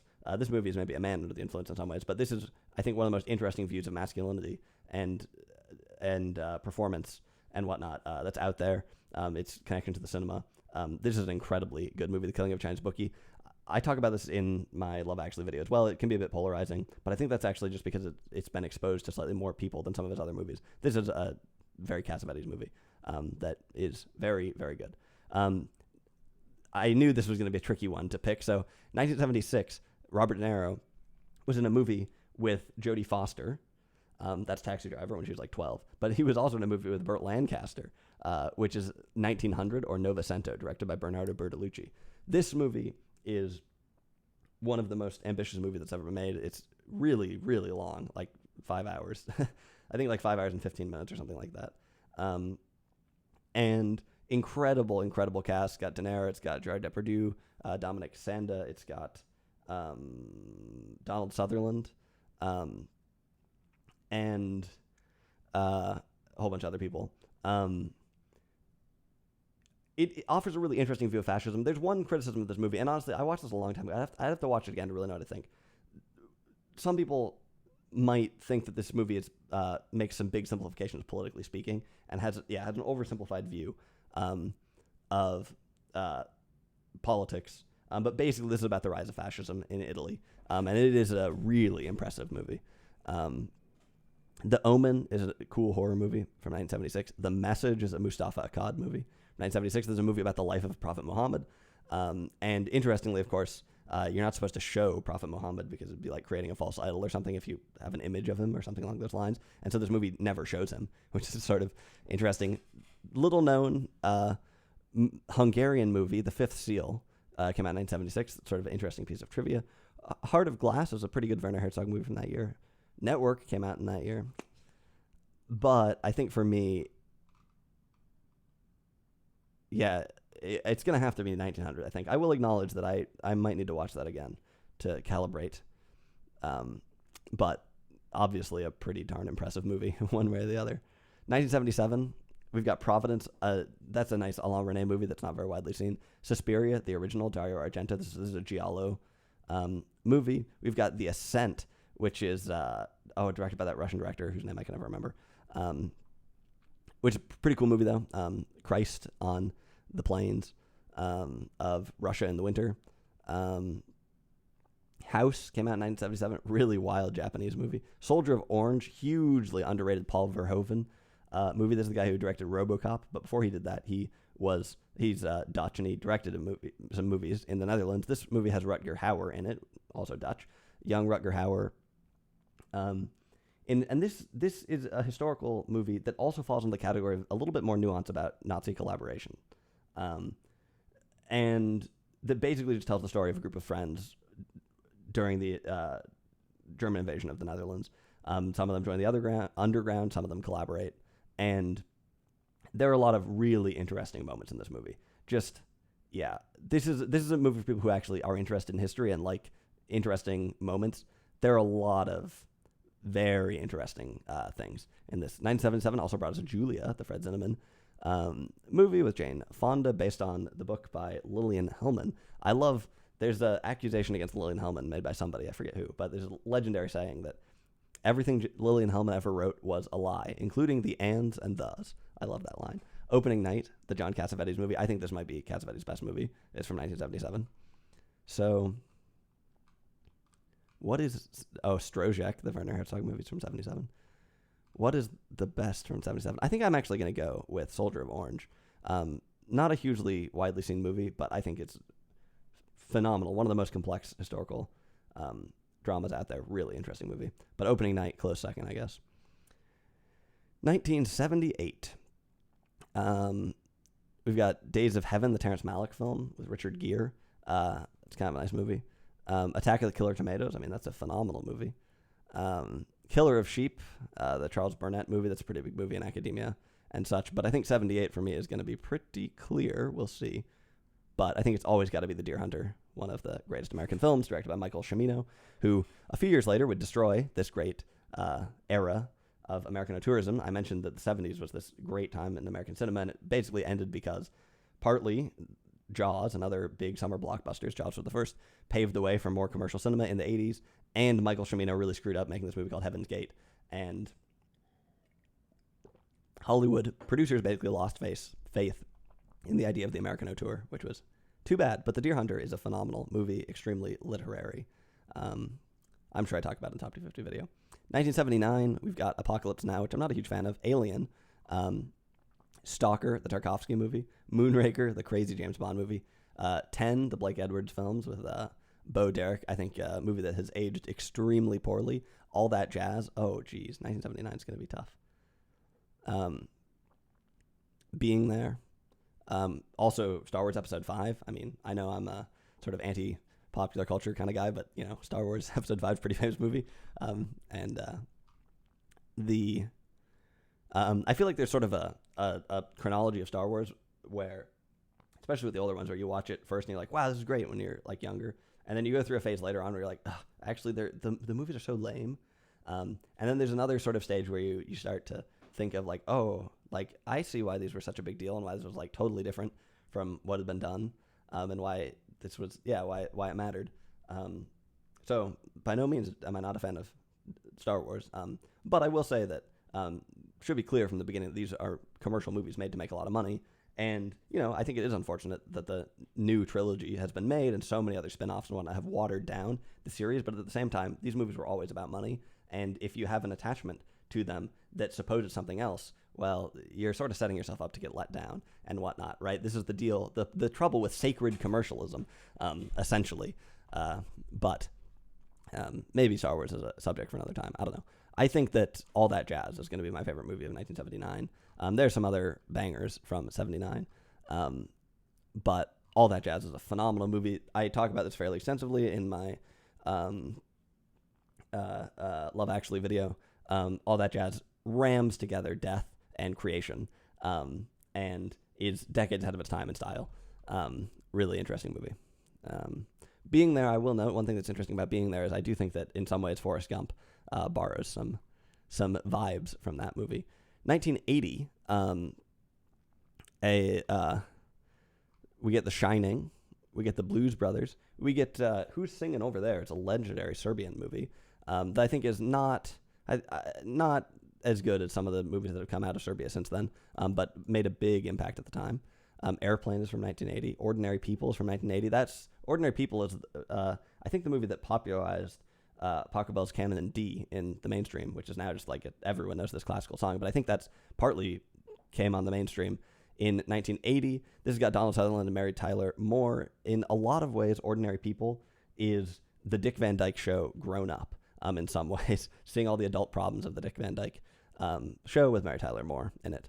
Of course, 1980 also had Raging Bull. I've never been a huge fan of this. And Heaven's Gate, this is the movie that I mentioned, destroyed the great decade of the 70s with Michael Cimino. An interesting movie to watch. Not that great and extremely long, but sort of interesting.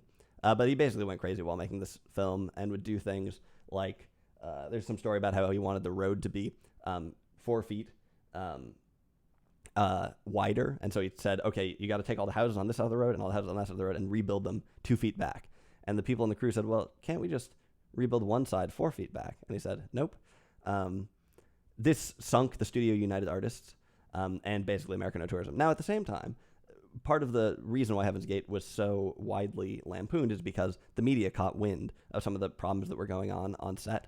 And so maybe to some extent this narrative of Michael Cimino going crazy and mad with power is actually a story created by the media to some extent to sort of tear that down and create the dramatic story or something.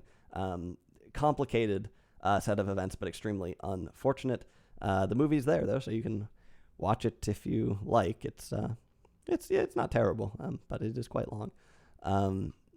So 1980, though, I think the winner for me is going to go to the Mustafa Akkad movie Lion of the Desert. I've mentioned this a few times, but I think this is a really phenomenal historical movie that's sort of like Lawrence of Arabia, but better, way better. Anthony Quinn plays Omar Mukhtar in some sort of interesting casting.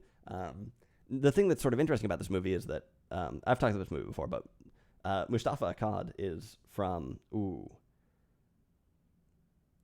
I can't remember what. Maybe he's Egyptian. No, I can't remember. He's from somewhere in the Middle East or Northern Africa, and he this movie, he actually unfortunately died in a terrorist bombing, which is too bad. But he I mentioned The Prophet, which he directed. Lion of the Desert is a movie that was funded by Gaddafi, which is why nobody in the United States has seen it, which is a real shame because it is a huge production that is an incredibly moving story. The thing that's kind of interesting is that this is like a movie made sort of for and by the Libyan people, and yet it stars a bunch of, white, well, okay, Anthony Quinn's not white, he's Mexican, but whatever. It stars a bunch of actors who are not Middle Eastern or North African.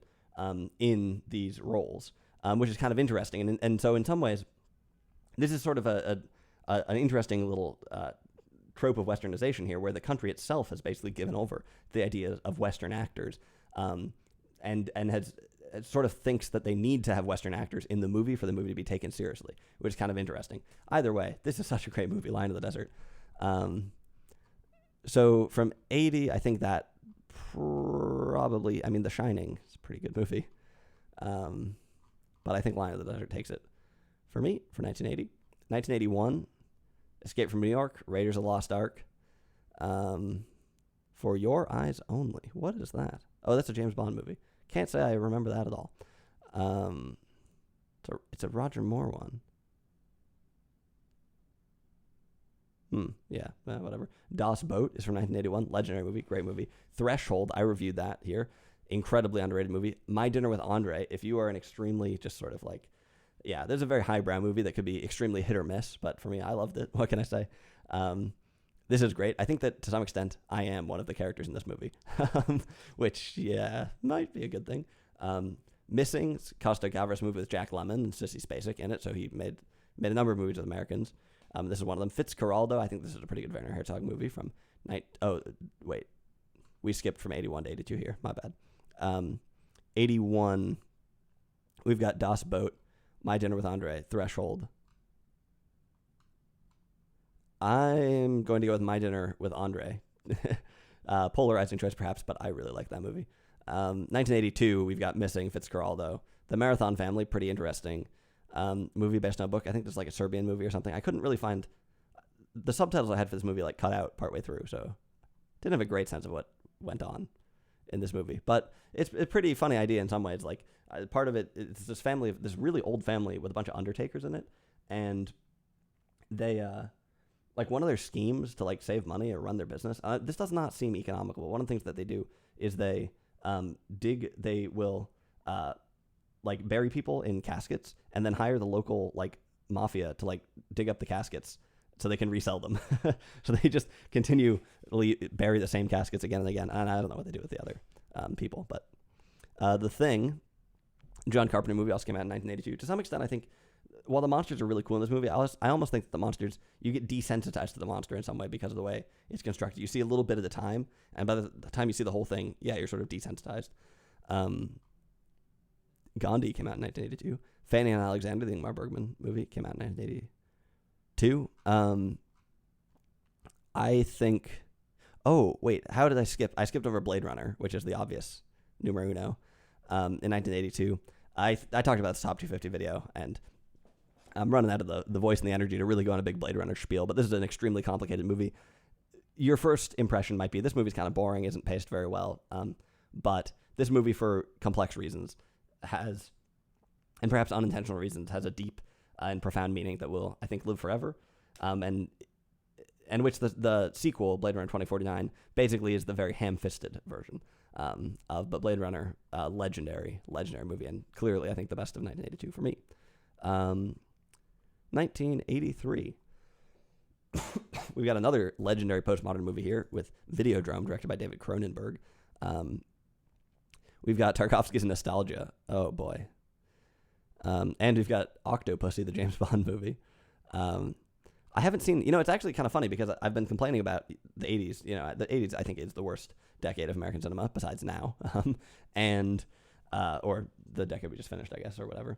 And really, I have seen fewer movies from some of these years in the 80s.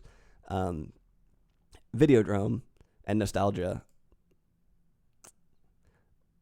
Well, I think we'll have to go with Nostalgia because we haven't picked a Tarkovsky one yet.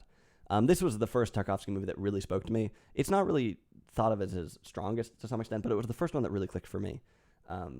And maybe one of the easier ones to grapple onto. It has a pretty straightforward central metaphor about a poet who's sort of unable to work without being in his homeland, or is missing his homeland, but is also not welcome there. And parallels to that and religion that speak pretty deeply to Tarkovsky's sort of strife. That said, I mean, Tarkovsky movies, you got to be really careful when saying that a Tarkovsky movie is really about anything. The number of times that I've seen reviews talking about, Tarkovsky, oh yeah, the thing about Tarkovsky is that he has long shots, and that really shows you what time is really like. And I mean, that is talking about Sculpting Time, which is a book he wrote, which is back there on the shelf. But it's a huge mistake, I think, to boil down his movies to any one thing, especially something as obvious and pedestrian as, oh yeah, long takes, man, time, whoa, dude. Tarkovsky movies, yeah, there are few directors that have ever touched his level of genius, but it's a complex genius, and a lot of it is about sort of constructing an alternate language of cinema, which is what I think strikes me sort of the most about his movies, is that they are so non-traditional in the way the story is told. I realize that's kind of vague, but in the way that they construct a new sort of intuitive and emotional language, and one that is immensely powerful, right? One that, in some ways, the movies make no sense, and then, on the other hand, they change people's lives, right? They profoundly reshape the way that people will see the world, based off of a grammar and a way of telling a story that is fundamentally unique, and which few directors can even really come close to. That kind of thing. So obviously Nostalgia is a great movie. But at the same time, Videodrome, I mean, is one of the most prophetic movies out there. David Cronenberg can be polarizing, and a lot of his movies are rated pretty low on IMDb because they're so challenging and destabilizing. And people just can't wrap their heads around them really. But Videodrome is what a great movie. 1984, we got Paris, Texas, the Wim Wenders film, and we got Once Upon a Time in America,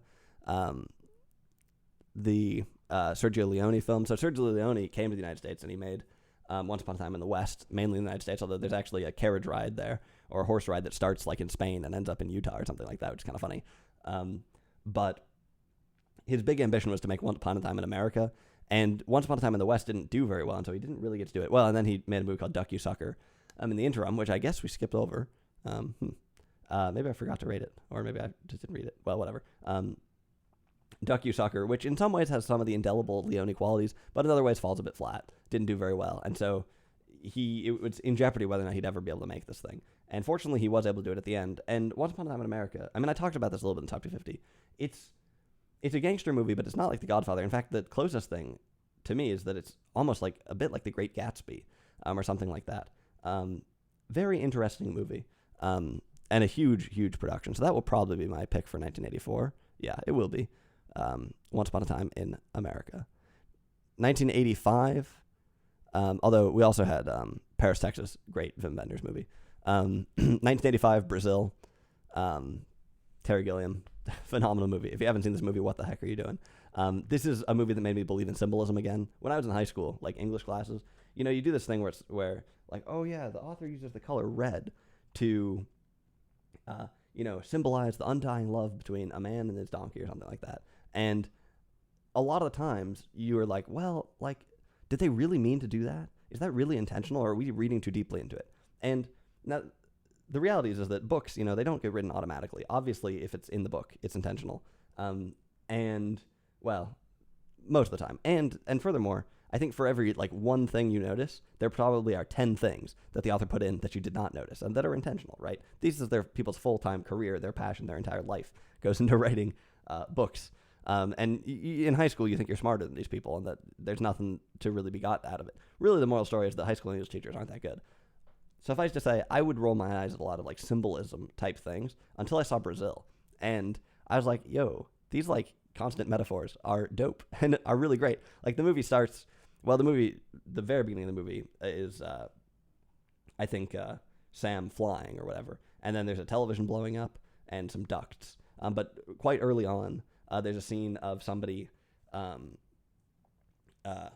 office worker, seeing a fly on the ceiling and stacking up all of his like files and such so he can get up and like way overextend himself to swat the fly.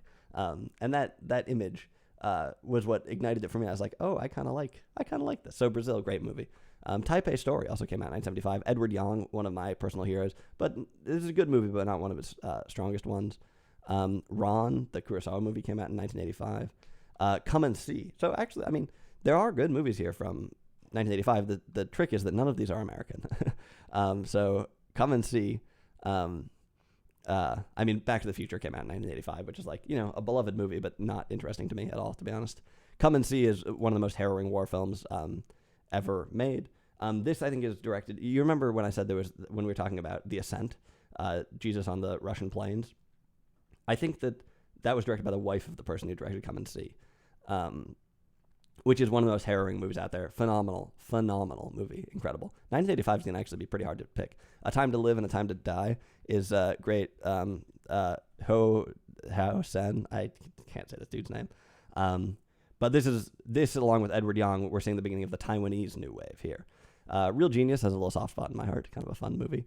But yeah, how do we pick between Come and See and Brazil? Ooh, that's rough. I think I'm going to go with Brazil, to be honest.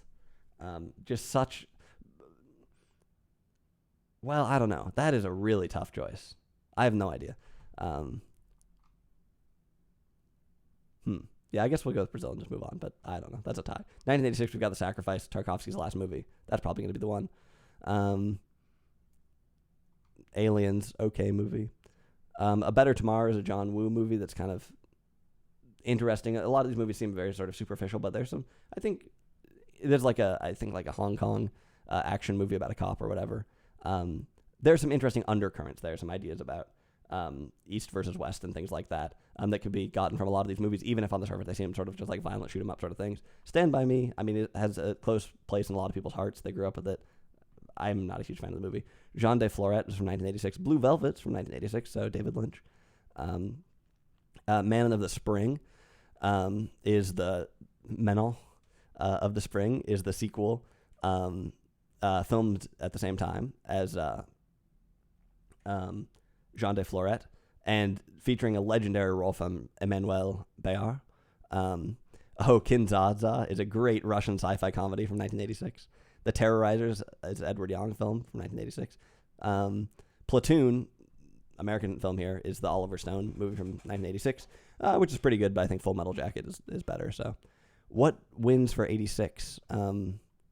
Probably The Sacrifice. Tarkovsky's offered at The Sacrifice. But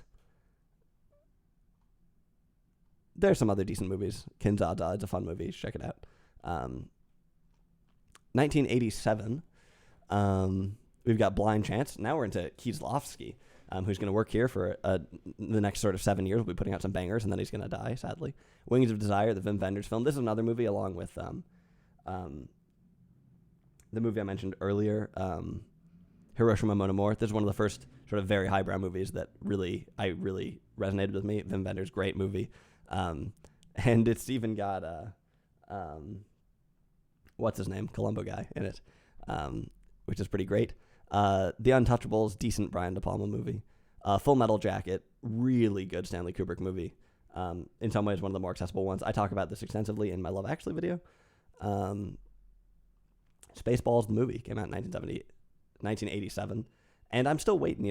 They make a joke in Spaceballs about Spaceballs 2, the search for more money. I think somebody should actually make that movie. I think that adaptation would fly really well right now. RoboCop came out in 1987. This is Paul Verhoeven. He took Best Movie of 1970 something or other, 77 maybe, with Soldier of Orange. RoboCop is his best known movie, and it's a great movie. I mean, RoboCop is a surprisingly complex movie that's sort of satirical and subversive. Louis Malle, probably his best movie, came out in 1987. We mentioned him earlier with The Fire Within and La Comme Lucien, but Au revoir les enfants is a movie that was based on a childhood experience of his growing up that's hugely powerful, and that was so important to him that he waited until late in his career to make the movie because he didn't feel like he was prepared before that. And that's such an interesting, and that says a lot about a director when they care so much about the story that they're not going to try and use it as sort of a cash grab to get up the pyramid or something like this, but they're going to wait until they can do the story justice. The Princess Bride came out in 1987, another beloved movie, but not interesting to me.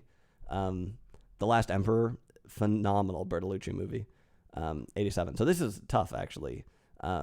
We've got The Last Emperor, we've got Au revoir les enfants, we've got Full Metal Jacket, we've got Wings of Desire.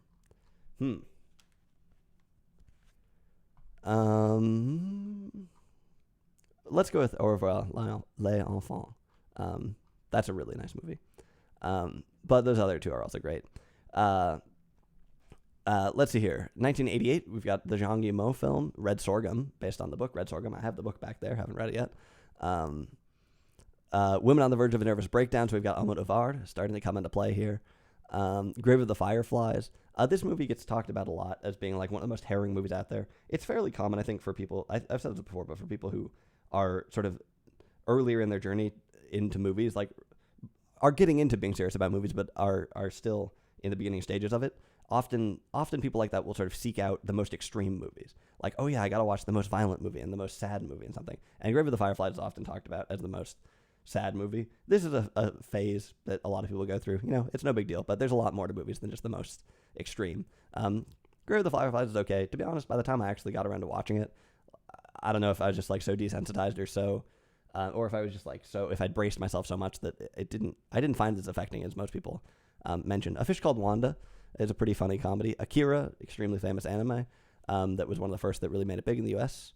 From '88, and you see more of that stuff after it. The Vanishing / Spoorloos is a pretty famous, I think, Dutch movie maybe, from '88. Running on Empty is a rare, great American movie. Sidney Lumet still holding it up, making a movie with River Phoenix. This movie does a lot of things right that are tricky. It does music right. A lot of movies about musicians show a lot of actors playing the piano without their hands, right? You don't get to see them actually twinkling the ivories. You get to see the hands on the keys, and you get to see the actor's face, but not both at the same time because they're not playing the piano. Well, in this movie, they've got River Phoenix is actually playing the piano. He actually knew how to play the piano and practiced a fair amount for the movie.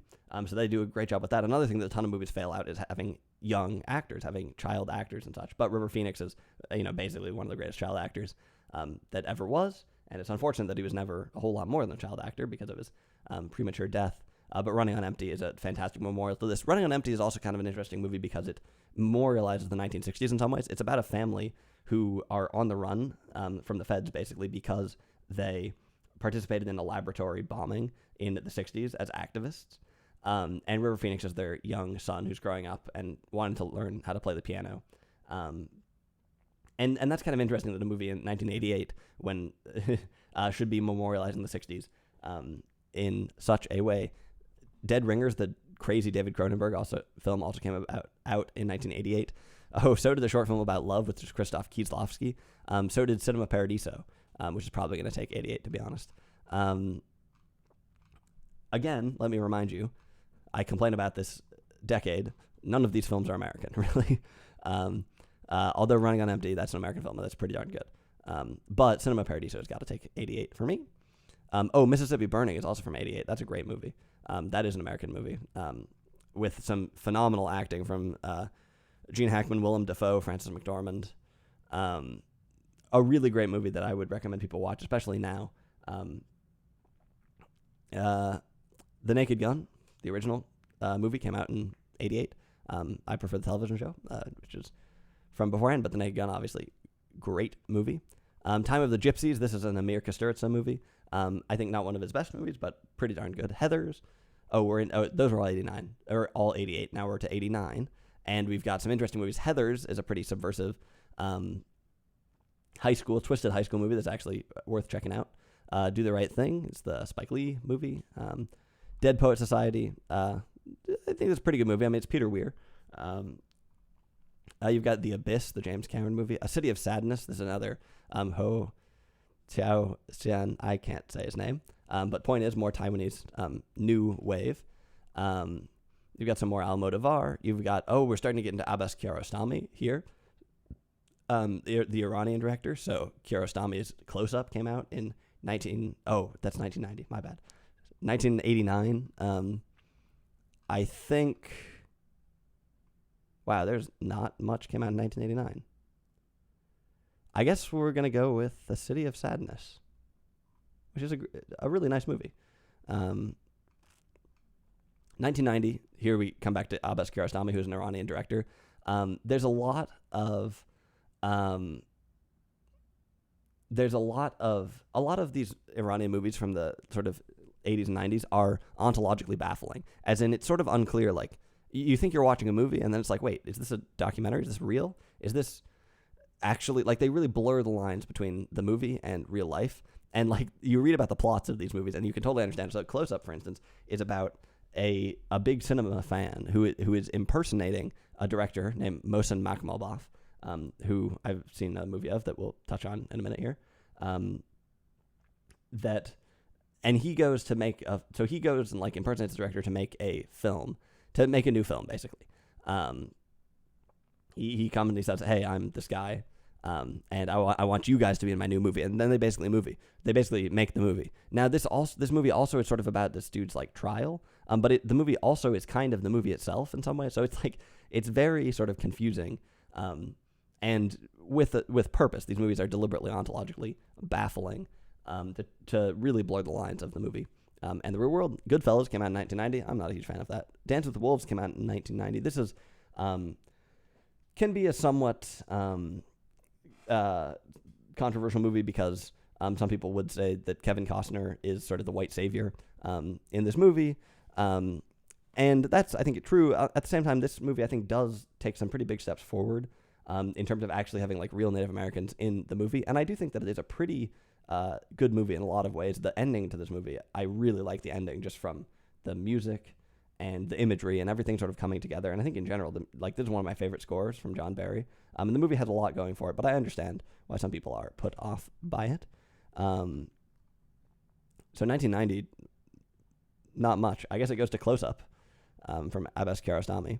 1991, Silence of the Lambs, a movie full of underdogs. Jonathan Demme had not directed a whole lot lately. Anthony Hopkins' career was sort of fizzling out in some ways. At least this is the claims you hear if you watch the behind-the-scenes documentaries about this movie or something like that. Jodie Foster, of course, great in this movie. Some people now talk about this movie as being transphobic. I think they have a point, and I don't exactly know how to reconcile that with the rest of the movie, which I think is phenomenal. Really, really great twist. Nearly a flawless thriller.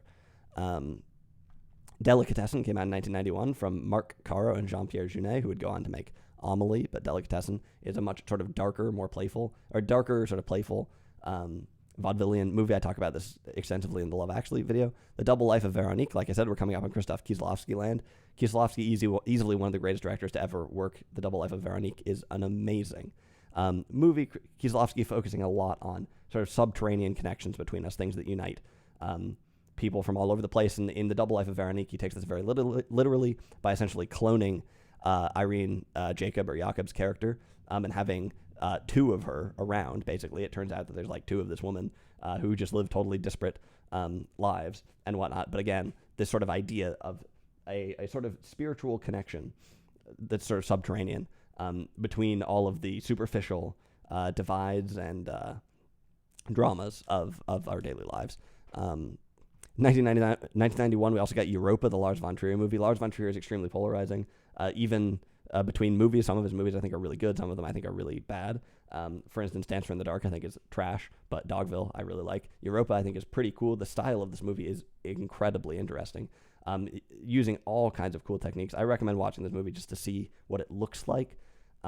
There's a lot of like like interesting use of like rear projection and stuff and such, where the actors will be acting like on a soundstage basically, and something will be projected behind them. Interesting mix of color and black and white, sometimes using that rear projection and the soundstage to mix color and black and white.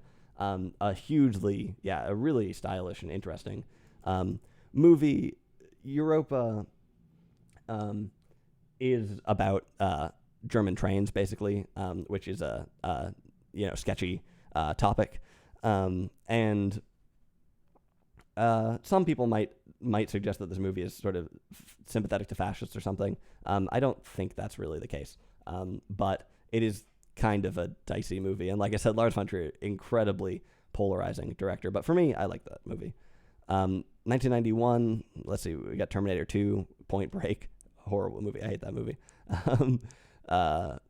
Only Yesterday is sort of another early anime.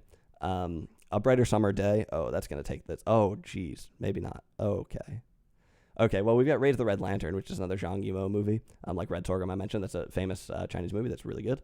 Naked Lunch is another great David Cronenberg movie, based on the book Naked Lunch, written by William S. Burroughs. Interesting book. Oh, man. JFK came out in 1991. This movie, if you're curious about JFK, you should read the book Case Closed by someone Posner or something like that. I forget his name, but phenomenal book about JFK that I think actually does a pretty good job of really getting to the bottom of what happened, and is totally at odds with the movie, which is in conspiracy land and makes a lot of claims that aren't really true. Oliver Stone, kind of interesting revisionist historian. That said, I think this is a pretty good movie. I think it really opens up as a movie in a nice way, and in a way that really evokes sort of conspiracies and whatnot, where things sort of seem simple on the surface, and then the movie sort of unfolds really dramatically. And I think that's pretty cool. And in general, I think it's a pretty compelling movie, but it is certainly not a very good historical piece. It's got a nice cast, though. All kinds of cool people in it. Kevin Costner, Gary Oldman, Jack Lemmon, Walter Matthau, Donald Sutherland, and Joe Pesci is in it too. I mean, there's a lot of people in that movie. I think it is a pretty good movie, but it can be hard to reconcile with some of the claims they make. Here's the reason why this is going to be tough for me, though, is because A Brighter Summer Day, the Edward Young, one of my all-time heroes. So Edward Young started out working as an engineer in Seattle, Washington, went to college, became an engineer in Seattle, and then saw Aguirre, The Wrath of God, which we mentioned, the Werner Herzog movie, in a theater in Seattle, and decided to move back to Taiwan and become a filmmaker. And together with that guy whose name I can't pronounce, basically started the Taiwanese New Wave, and made some of the greatest movies of all time, one of which is A Brighter Summer Day. This is such a phenomenal movie. I could talk for a long time about this movie. What I would say about it, long story short, is that this movie is about kids, basically. This movie features a lot of kids, basically like high school gangs in Taiwan. And although it's mainly focuses on kids, it's really about adults. And the way that it manages to tell the stories of adults and of this generation of Taiwanese people is phenomenal, with sort of the indirect storytelling of the kids and everything they get up to. And there are so many interesting themes there about westernization, about authority. Unbelievably good movie. A Brighter Summer Day, one of the greatest movies ever made, in my opinion. Of course, this is my kind of movie. It's a little bit, it's sort of slow, very deliberate, but yeah, brilliant movie, incredible production, incredible story. Wow, what a great movie. At the same time, Until the End of the World is also one of my all-time favorite movies. This is a Wim Wenders movie, and I've talked about orthogonality a fair amount. The idea that really great movies, or that some really great movies, show characters as truly independent, as all on separate paths that may come together and then depart again. And no movie captures that better than Until the End of the World, in my opinion.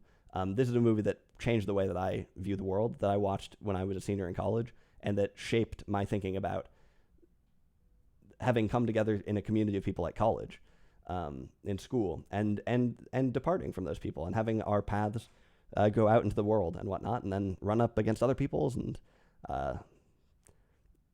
this profoundly shaped the way that I thought about that, and the way that I think about the world now. And long movie that is sort of a poor rating because it was totally edited down when it was released, and a huge disaster. But if you can find the real version, which I think the Criterion Collection now has the definitive really long version. There's you can go check out the Wikipedia page and see the different versions. I actually wrote that info about different versions on the Wikipedia page, I think.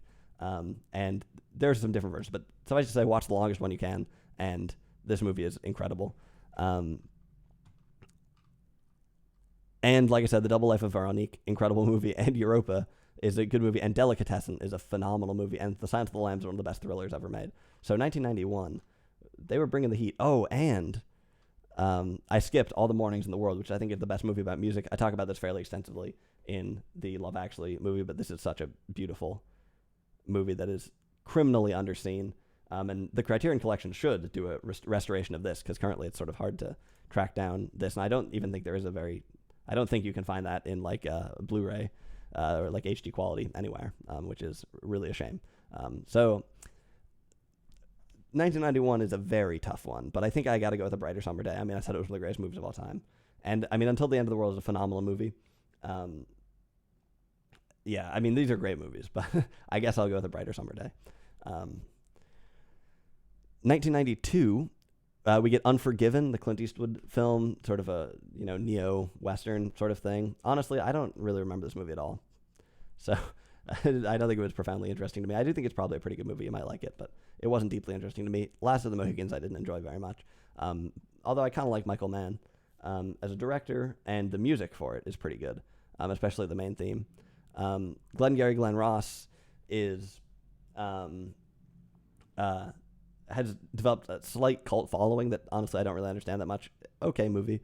Interestingly, so this is written by the screenplays from David Mamet, and my grandfather had a lifelong friend named Jerry Graff, who was David Mamet's accountant. And if you've seen Glengarry Glen Ross, you've heard the name Jerry Graff, because Jerry Graff sort of appears or is used as the name, at least in a number of David Mamet films. In Glengarry Glen Ross, Jerry Graff is like the rival real estate person that they're going to take the leads. I'm going to take the leads across the street to Jerry Graff. So, family friend of mine on my father's side. I don't know if I have met Jerry Graff. Yeah, I have met Jerry Graff. Nice guy. He's also appears, I think he's actually in the movie The Spanish Prisoner, and maybe a couple others. Irrelevant to you. I think Glengarry Glen Ross, like I said, I don't totally understand the huge cult following. A Heart in Winter, Un Cœur en Hiver. I also talk about this in the Love Actually video. It's a phenomenal movie. This is just such a well done movie. I hate using the phrase well done because it's incredibly vague, but really this is just like an extremely well made movie. The casting, it's phenomenal. The acting is phenomenal. The script is great. The only qualm I have about this is that the storyline is almost in some ways too small or something. Like, for such an incredibly well made movie, you would almost wish that they take on a bigger story. But as it is, a really compelling and great movie that will stick with you. A Few Good Men came out in 1992. Not a huge fan. So The Crying Game came out in 1992. I don't think that movie has aged very well. So for me, it is going to be, I think, A Heart in Winter is the best movie of 1992.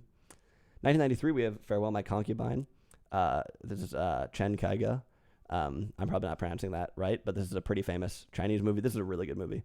I think I get this movie and Raise the Red Lantern confused, but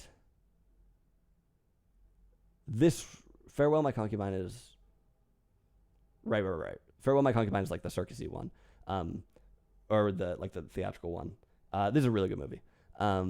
This movie covers a huge span of time, a huge swath of Chinese history, and has some really, really interesting vibes to it. There's a moment, for instance, sort of during the Cultural Revolution where, it's a complicated time. I'm not making any claims about this, but there's a really powerful moment in this movie when the main character and his wife drink from their crystal glasses for the last time and then smash them. And just the profound feeling of uncertainty there is interesting. 1993 also saw Arizona Dream, the American Amir Kusturica film, which has Johnny Depp in it, which filmed in Patagonia, Arizona. I've been to Patagonia, Arizona. I didn't realize that that's where the movie was filmed until very recently. Not a great movie, but it's okay. It certainly has Kusturica's taste for weirdness. The Wedding Banquet is an Ang Lee movie. This movie starts out feeling like sort of a really kind of superficial, almost like 80s-esque movie, but it actually gets pretty good. I think it overall ends up being a good movie. Naked, the Mike Leigh movie starring David Thewlis. David Thewlis' role in this is one of the all-time great portrayals of a character. This is a intense, dark movie. We'll talk more about Mike Leigh, and this is probably my second favorite Mike Leigh movie. Pretty different from a lot of his other movies, and an extremely powerful movie. The piano is it's okay. We got Robin Hood Men in Tights in 1993. That's kind of a fun movie. Three Colors Blue is probably going to take the year, 1993. For me, this is a Krzysztof Kieślowski film. Like I said, Kieślowski is the GOAT. One of the greatest filmmakers. It was such a tragedy that he died in 1996 or 1995 or something along those lines. Three Colors Blue is about a woman who was in a car crash and is sort of withdrawing from, is basically trying to withdraw from the world, but realizes that it's basically impossible to withdraw from the world, and about her conundrum between trying to withdraw, but finding that it's not possible. Interesting sort of musical subplot in this too, a really complex, just a beautiful movie. So there was Kieślowski does this trilogy, three colors, one color for each of the colors in the French flag. Kieślowski was Polish, but he ended up making a lot of movies in French. I recommend everything he's ever made. But let's see, I forget which color maps to which, but there's liberty, égalité, which equality, I guess, and fraternité, brotherhood, and I forget which color is which, but this is one of them. I think this must be brotherhood, I guess. Mainly about sort of reaching out, or staying in your shell. Really powerful movie. So that's probably Shortcuts is a nice Robert Altman movie. And Fearless, I talked about that in the Love Actually video. It's okay. The Remains of the Day, decent movie. In the Name of the Father, okay. But yeah, it looks like 1993 is going to be taken by Three Colors Blue, but Naked is a nice movie from that year too, as is Farewell My Concubine, and The Wedding Banquet is okay. But yeah, Three Colors Blue, Naked, and Farewell My Concubine with Three Colors Blue. Just topping out 1994. Ooh, we're getting close here, man. Burnt by the Sun is a really interesting Nikita Mikhalkov movie from 1994. Three Colors Red is another Kieślowski movie, and this movie is more along the lines of what I talked about with The Double Life of Veronique, about these sort of subterranean connections with us. Although here they're not so much subterranean as they might be broadcast through the air. So one of the elements of this film is surveillance and phone tapping, for instance, and listening in to this thing. And there's an interesting sort of contrast here. There's an interesting parallel or contrast or dynamic, tension, whatever, here between that, listening in and surveillance and justice. Interesting connection there. But again, this movie is sort of about, connections that we might find besides, sort of outside of society or some deeper connection. And then maybe paralleling that to some extent to phone tapping. And then there's this sort of also the specter of justice going on here. I mentioned earlier that I made some movie about shipwrecks that you can find on my Vimeo page. This also touches briefly on this movie because there may or may not be a shipwreck in this movie. And the footage they use for the shipwreck has a lot to do with the movie that I made, which is pretty cool. 1994 also brought To Live. This is another Zhang Yimou movie. This is one of the best Chinese movies. This is another movie that, like For My Concubine, spans a huge swath of Chinese history, puppeteering through the ages, in some sense. This is a really nice movie. 1994 also has Pulp Fiction. Obviously, you probably know what this movie is. I'm not a huge Quentin Tarantino fan, but, iconic movie. And you got to give him credit for helping put independent film back on the map to some extent. 80s were a rough time. And we're going to see a big spike in the late 90s and the early 2000s of independent movies in the mainstream. And Tarantino had a role in that, and you got to respect that. But I'm not a huge fan. Forrest Gump is from 1994. Another beloved movie. That you got to give it credit for being sort of clever and interesting. But to me, not profoundly interesting. 1994, also Chungking Express. So this is a Wong Kar-wai movie. I talk about this movie in my Love Actually video as well. Chungking Express, I thought was about a train, but No. um, it's this is a postmodern movie about people trying to make it um, in Hong Kong amid sort of the breakdown of sort of traditional meaning structures. There's sort of police there, and some sort of specter of government. There's also some specter of the West. Yeah, I would recommend the Love Actually video. I think I give a pretty good account of this movie, particularly comparing it to Like Father, Like Son. But suffice to say, Chungking Express is a good movie. I'm not going to try to rehash all of that. Now, so 1994 is actually ending up being a competitive year. We also got The Lion King. We also got Before the Rain, which is a Milko Manchevsky film. I started working on the Wikipedia page for this movie and then realized that I don't like Milko Manchevsky. I think he's kind of a hack and that this movie is overrated. So I wouldn't recommend it. The Shawshank Redemption obviously came out in 1994. Not much to say about that. Hugely famous movie. Great movie. Leon the Professional came out in 1994. Quiz Show came out in 1994. In the Mouth of Madness came out in 1994. This is a great John Carpenter horror movie. This is a great example of a horror movie that does not take itself too seriously. It's frightening and scary, but also a lot of fun. And I think that's great. It's got Sam Neill in it. Who doesn't like Sam Neill? It's a nice movie, In the Mouth of Madness. In the Heat of the Sun, it's a Zhang Wen film. Came out in 1994. This is another Chinese movie that is an extremely high-level movie. So we've got a lot of great movies here in 1994. The top tier, we're talking about In the Heat of the Sun. The Mouth of Madness is good, but it's not sort of a next-level movie. Quiz Show is pretty good. Probably not next level. Leon is really good. Is it quite next level? I don't know. Shawshank Redemption obviously is on that level. So is Chungking Express. Forrest Gump, a lot of people like it. Pulp Fiction, a lot of people like it. Obviously, not a huge fan. Three Colors Red, I think, may take 1994 for me as well, to be honest. So that's back-to-back movies for Krzysztof Kieslowski in 1993 and 1994. I mean, like I said, I would recommend anything he's ever made. One of the greatest directors to ever do it. 1995. We've got The Usual Suspects, which is a nice movie. Bryan Singer. It's got all kinds of twists, lots of fun, and it's just a gripping movie throughout. 1995 also saw Underground, which was long one of my favorite movies. That's probably going to take it. To be honest, this is the Amerika Sturica movie. I talk about this in the Top 250 video right at the beginning. Even I went through a big phase of watching Balkan cinema a while ago. The things that really draw me to it are, one, how sort of brutal and intense some of the storylines are, which are all spun from real life, from the real historical trauma in the region. At the same time, these movies have a high level of playfulness and symbolism to them and whatnot. And a lot of them sort of fall into the category of magical realism, basically, which I think is a really interesting combination that makes for some really compelling movies. I think Underground is basically numero uno in the Balkan movies.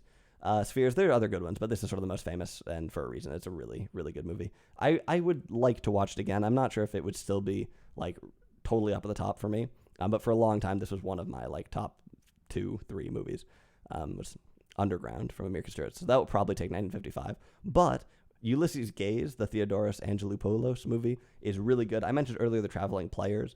There's also Eternity in a Day. Ulysses Gaze is maybe one of the more accessible movies he's made. This is a nice movie if you really like movies. It's about partly about a film archivist, which is kind of fun. I took a class in college about film archives, and this is a movie about a film archivist, which is pretty nice. Fallen Angels is another Wong Kar-wai movie. It's from 1995, sort of similar things. I think Chungking Express is better. Seven, legendary movie from 1995 with great cast. I am not certain about this, but it seems like Seven is set off a chain of a lot of like CSI television shows are sort of descended from the movie Seven. But legendary movie. Heat was the movie that started it all for me. I think I've said this before, but Heat was the first movie that really started it. So when I was growing up, I was sort of a nerdy kid, and so I liked like clever movies. Movies about heists, for instance, movies with interesting twists. So like I said, The Sting was my first ever favorite movie, and that's a clever movie with lots of twists. So then I watched more and more heist movies, and the more I looked, I was seeing it's like things like Ocean's 11 or The Italian Job or something. I liked how clever they were. Then I kept seeing this movie Heat at the top of a lot of lists for best heist movies, and eventually I watched it. And it turns out that Heat is really different from those other movies, and is in fact in the tradition of the serious heist movie that so many, Rafifi, and so many other older movies the Asphalt Jungle and such, are in that tradition. The Red Circle and tons of movies. Basically, the more serious heist movies have sad endings, which in some ways might be because of the production code actually requiring them to have sort of sad endings in some ways. And there's kind of an interesting chronology here that I'm pretty sure I talked about in the Top 250 video, so I won't touch on it again. But it's interesting to see. You can kind of trace the genre of the heist movie through the years. Anyway, Heat. I eventually watched this. It was rated R. I wasn't really watching R-rated movies back then, but eventually I did, and it totally blew me away as like wow, this is like a serious adult movie. And this movie totally delivers on that because it is hugely, it's big and loud and very serious. And in some ways, it actually sort of misshaped my idea about what R-rated films were. I remember when I watched The Shawshank Redemption, I was like, what? An R-rated film can't have a happy ending, because I was so sort of taken by Heat and just. Yeah, that is a huge movie for me, suffice to say, and it is a really a strong movie. Robert De Niro and Al Pacino, legendary combination there. He's got Val Kilmer and John Voight in it too. So nice movie. One other thing that's pretty interesting about Heat is that in a lot of ways, The Dark Knight borrows very heavily from this movie in terms of some of the location shooting, in terms of some of the vibes, and even some of the scenes. There's a pretty strong influence there, you would say. 12 Monkeys is another Terry Gilliam movie from 1995. Strongly recommend this movie. Brazil first, but 12 Monkeys really great. But let's see here. It's going to be a tough choice in 95. We've got Heat. We've got Seven. We've got Underground. Two movies that were once like my favorite movie. And The Usual Suspects, also Before Sunrise there. It's a lovely trilogy. Before Sunrise and those movies do a good job of balancing being very adult movies that are also romantic, or very mature and serious movies that also allow themselves to be romantic. And those things aren't necessarily intention, but a lot of the times they can be. And movies that are really romantic can be sort of gooey and not serious in some ways. But this is an adult romance, not in the, adult romance might mean something else as well. But you get the point. But for me, 1995 best movies, Underground. Lovely movie. Starts to drag a little bit, sort of 2/3 of the way through the movie, but once you are into the third act, it's phenomenal movie, ending fantastic, and legendary score from Goran Bregovic. Okay, 1996. This is a big year for me. Shall We Dance is kind of a nice movie from that year. Pretty Village, Pretty Flame is a lovely Serbian or movie from the Balkans. From 96. That really epitomizes what I was talking about earlier with the crossover of very serious and like desperate times with symbolism. And this is a movie that really goes all in on symbolism in some ways, but it's also quite harrowing. This movie also uses the song, I forget the name of the song, but some really famous song by Indexi, I think, and this is what introduced me to actually listening to Serbian and music from the Balkans, with Indexi and Prilivo Kazalista at first, and then some more obscure bands and such. There's a big phase for me, and you'll see more movies from the Balkans here coming up. Secrets and Lies is from 1996. This is the best Mike Leigh film, in my opinion. Incredible movie. Breaking the Waves, Lars von Trier. Lars von Trier, very controversial. For me, this is one of the movies that comes off pretty well, although I haven't seen it in a while. Crash from 1996. I'm going to do a video on Crash from 1996. I think I'm reading the book. Crash currently by J.G. Ballard, and it's mentioned also in Jean Baudrillard's Simulacra and Simulation, and I've seen the movie already, but I think I'm actually partway through rewatching it to do a big movie about this, because you might wonder why the heck anyone would watch this movie that's about people who stage car accidents and get into car accidents for sexual excitement. Why on earth would we watch this movie? It sounds like trash, and it's rated 6.4 on IMDb, but I think it's actually an extremely incisive, compelling, and interesting movie, and so I hope to do a video on this where I sort of bring some of those reasons to light. It has a lot to do with Rebel Without a Cause. That's the hint. Hey, the first Mission Impossible movie was from 1996. Of course, not anywhere near as good as the television show from the 60s, in my opinion. We talked about Lalo Schifrin earlier. What else? A Moment of Innocence, Mohsen Makhmalbaf. I mentioned him earlier. This is another Iranian movie that is ontologically baffling. I talk about this movie in more depth in my Love Actually video. The Bandit is a pretty cool Turkish movie. Askia came out in 1996. But Secrets and Lies is going to take it for me. I strongly recommend you watch this movie. A family movie. Mike Leigh, is an incredibly serious director who makes very, very movies that can be really hard to watch at times, but that are extremely compelling, and also have so much heart and have some playful moments in them. Like the character Paul in this movie is hilarious. So much humanity in these movies. Always huge ensemble cast. This has got a bunch of his regulars like Timothy Spall. Absolutely steals the show in Secrets and Lies. Strongly recommend that movie, but it's not the only great movie from 1996. 1997, The Perfect Circle, Adamir Kenovich. This is a pretty interesting. This is another movie from the Balkans, pretty interesting. This movie was actually written during the siege of Sarajevo. Kenovich was in like the one hotel that all the reporters were staying in, working on the script for this movie, which is pretty interesting, and it ends up being about those events. It's a pretty good movie. Children of Heaven, Majidi. This is sort of a lovely movie, but it's like it's like a family movie, and it's uplifting, and if you're into that, good for you. But not exactly my kind of thing. LA Confidential is from 1997. That's a nice movie. James Ellroy, I think, wrote the book, and this is a nice adaptation with a great cast. Taste of Cherry. This is another Abbas Kiarostami movie that is, again, sort of ontologically baffling. This movie is a bit of a troll in some ways. It really sets you up thinking the movie is one thing for 95% of the movie, and it turns out to be sort of profoundly different. I won't spoil anything, but this is it is an interesting movie. Sort of a slow pace, though, so you got to get to the end to really appreciate it. Happy Together is one of my favorite Wong Kar-wai movies. It's extremely brave for Tony Leung to take the role of a gay man and to absolutely knock it out of the park. Wong Kar-wai, one of the greatest of all time for a reason. And this is just sort of an interesting movie superficially because it's filmed in Argentina, which is pretty cool. I talk about this movie fairly extensively in my Love Actually video, so I would recommend that. Perfect Blue is, I think, my favorite anime. Satoshi Kon does this. He's the guy who would go on to direct Paprika, and Perfect Blue has a lot of the same sort of interesting stylistic stuff and like all totally off the wall plot and storyline. But I think it's a little bit more incisive culturally, and so this movie really speaks to me. This movie's pretty graphic, though. I literally watched this with my grandmother, which was a huge mistake. But we're chill. But Perfect Blue, nice movie. So yeah, Happy Together, Perfect Blue, LA Confidential. Okay. We're getting sort of close. Good Will Hunting came out in 1997. I'm not a huge fan of that movie. So I think Perfect Blue will be 1997 for me. 1998. A lot of movies. Happiness, the Todd Solondz movie here. This is another very serious movie. So I've talked about this before, but one hallmark of sort of television or of lesser films is that they skip a lot of hard scenes. Like I used to watch The West Wing when I was growing up, and at one point I really liked it, but at one point I realized, like, wait a minute, whenever they have to have a hard conversation, they don't show it.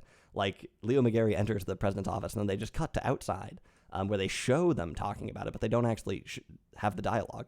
And this is partly because it's hard to write, and also partly because it's hard to watch. Well, my taste in movies is basically the opposite. It's movies that are only those hard scenes, and Todd Solondz is a master of that. Happiness is a great example of a very sad movie. The Celebration, this is a Dogma 95 movie, directed by Thomas Vinterberg, who's had an incredibly uneven career, but it started out with this sort of Dogma 95 movement, which is sort of cinematic minimalism. You're not supposed to bring any external lighting to the set. You're not supposed to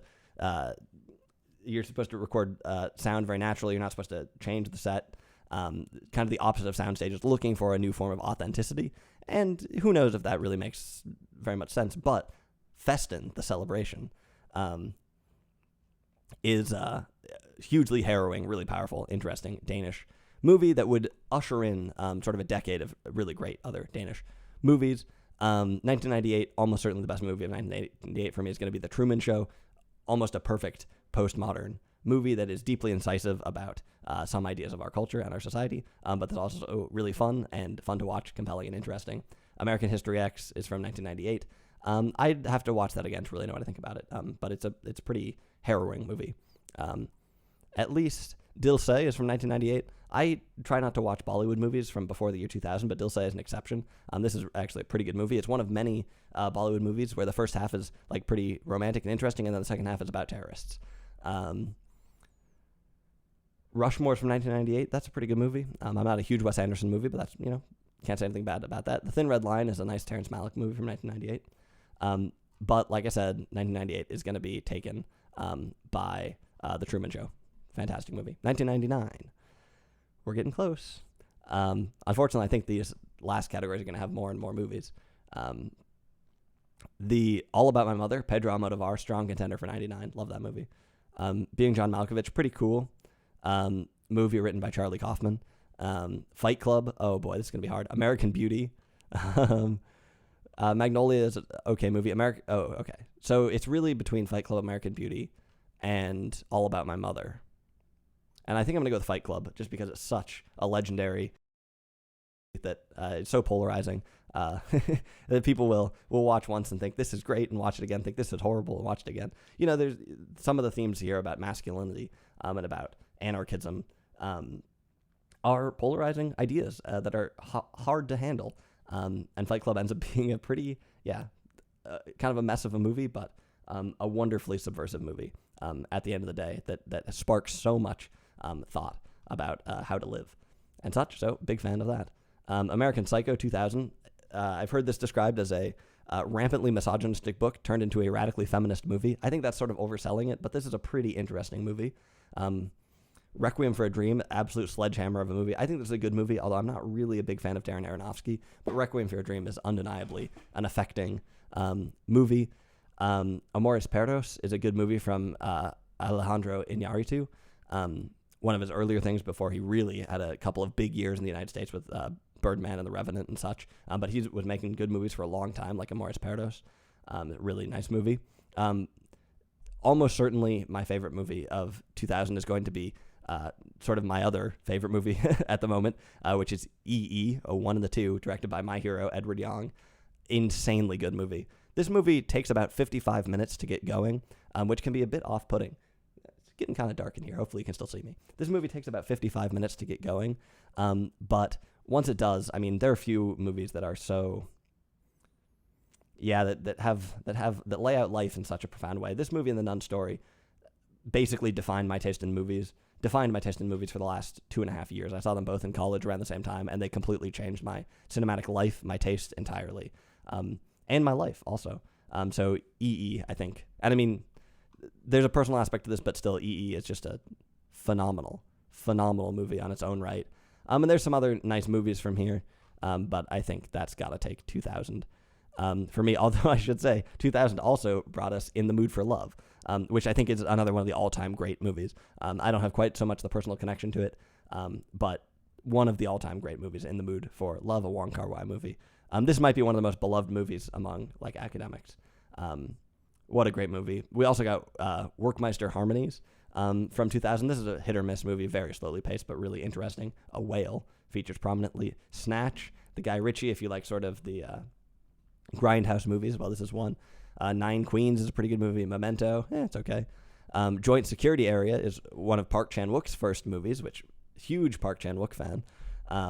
He would go on to do Old Boy and things like that, but Joint Security Area is one of his earlier things. It's a great movie. Battle Royale. It's a movie there. Maybe we've got some anxiety about the aging population of Japan coming out in Battle Royale when the students fight to a death. But again, I mean, for me, nothing could really top E.E. Like I said, it's one of basically my two favorite movies at the moment.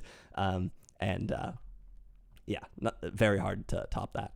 2001, we've got Donnie Darko, great movie. Like I said, in the early 2000s, we started seeing a lot of sort of independent-ish things in the mainstream, and all these movies we've been talking about with like Fight Club and American Beauty, Magnolia, American Psycho, Donnie Darko, these all fall into that category, and it's not that often that you have movies that are really truly critical of American culture and subversive. Sometimes comedies are sort of satirical, but to have serious movies that are critical of American culture is pretty cool, and we had a small window of it for a few years. Amelie also came out in 2001, obviously a phenomenal movie. Storytelling, another Todd Solondz movie, pretty cool. The Piano Teacher is a Michael Haneke movie that's pretty wild.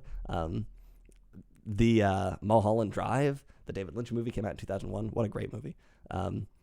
Lagan, pretty good Bollywood movie. Millennium Actress, this is another Satoshi Kon movie that I quite liked, came out in 2001. Dil Chahta Hai, another famous Bollywood movie. We're going to get more Bollywood movies now that we're past 2000, because like I said, I don't really watch them from before then. Hijo de la Novia, Son of the Bride, slightly poor translation, is a Juan Jose Campanella movie that's pretty good. Royal Tenenbaums, we got another Wes Anderson movie. We've got Monsters, Inc. Who doesn't like Monsters, Inc.? Oh, boy. Okay, that's most of 2001. And what is numero uno for 2001 for me? Amelie. 2002. There are a lot more movies for these years, so as much as people accuse me of only watching old movies, the distribution is not. So, Talk to Her, incredible Pedro Almodovar movie from 2002. This might take it. Sympathy for Mr. Vengeance. Like I said, we're going to start getting into Park Chan-wook movies. I'm a huge fan of Park Chan-wook. Mike Lee, All or Nothing, really nice movie. City of God, you probably know about this movie. Brazilian movie, great style. Really brutal. Minority Report, pretty good mainstream movie. Adaptation, this is another Charlie Kaufman movie. What a clever movie. Charlie Kaufman's very clever, and, cleverness is not the only thing in movies, but it's something. Then, what else do we have from 2002? Infernal Affairs. So, if you've heard of The Departed, that's a remake of Infernal Affairs, which I think is a bit better. I talk about this, I think, in the top 250 video. I think that's on the top 250. Catch Me If You Can, that's a pretty decent movie. That's 2002. Okay, so for 2002, the contenders would probably be Adaptation, Infernal Affairs. Oh, Devdas came into that too. That's not a great movie, but it's sort of a legendary Bollywood movie. Sympathy for Mr. Vengeance is pretty good. Talk to Her takes it for me in 2002. Pedro Almodovar. I was hoping Almodovar would come out in one of these years, and he has here. Almodovar, a director of incredibly vivid, brightly colored films. That's the first thing you'll notice. But has a way of figuring out, reaching the dials at the back of your head and twisting them, making really compelling movies that will stay with you. Memories of Murder is Bong Joon-ho, who directed Parasite. I think Memories of Murder might be better in some ways. Phenomenal movie from 2003. Another almost flawless thriller. I've talked about this before, but this is a movie that has characters that you can latch onto really easily, but that are really compelling and dynamic, and that has just so many great moments and compelling scenes. Dogville, I mentioned Lars von Trier. Dogville was a big movie for me for a long time, one of my favorite movies for a long time. Lars von Trier, polarizing. I really don't like some of his movies, but this one was a big one. For me, and at the very least, this movie has a lot of meat to it, a lot of interesting stuff, and really interesting style. This movie's basically filmed on a stage where the features of the houses in this village in Dogville are drawn basically with chalk onto the stage. And then there's some things like certain doors are there and certain desks and like certain parts of the set, but it's sort of filmed like a play to some extent. It's got a great cast with Nicole Kidman, Paul Bettany, Lauren Bacall, and what's his name? That other Swedish guy, whatever. So Dogville, big movie for me, but I recognize it's potentially polarizing. This is a nice movie. The Spring, Summer, Fall, Winter, and Spring is from 2003. That's sort of a Buddhist, very Zen-like movie that's pretty interesting. 21 Grams is another nice Iñárritu movie. Old Boy came out in 2003. That's Park Chan-wook's most famous movie. Strongly recommend. Of course, way better than the remake. Kalho Naho. It's a decent Bollywood movie from 2003. Munabai MBBS is a slightly better Bollywood movie from 2003. I think, it's tough between Old Boy and Dogville and Memories of Murder. I think that Dogville's going to take it from me. Like I said, that movie has meant a lot to me, but could be polarizing. Now we're on to 2004. Ooh, we're finally getting there. That said, I feel like 2004 is recent, but I got to keep in mind we got 16 more years after this. It's getting old here. Eternal Sunshine of the Spotless Mind came out in 2004. Lovely movie, very clever. Mala Educación is a nice Pedro Almodovar movie from that year. We're going to start getting into Hirokazu Koreeda movies. Now, one of my favorite directors of all time, Nobody Knows, came out in 2004. Life is a Miracle is a nice Kusturica movie. 2046 is a great Wong Kar-wai movie.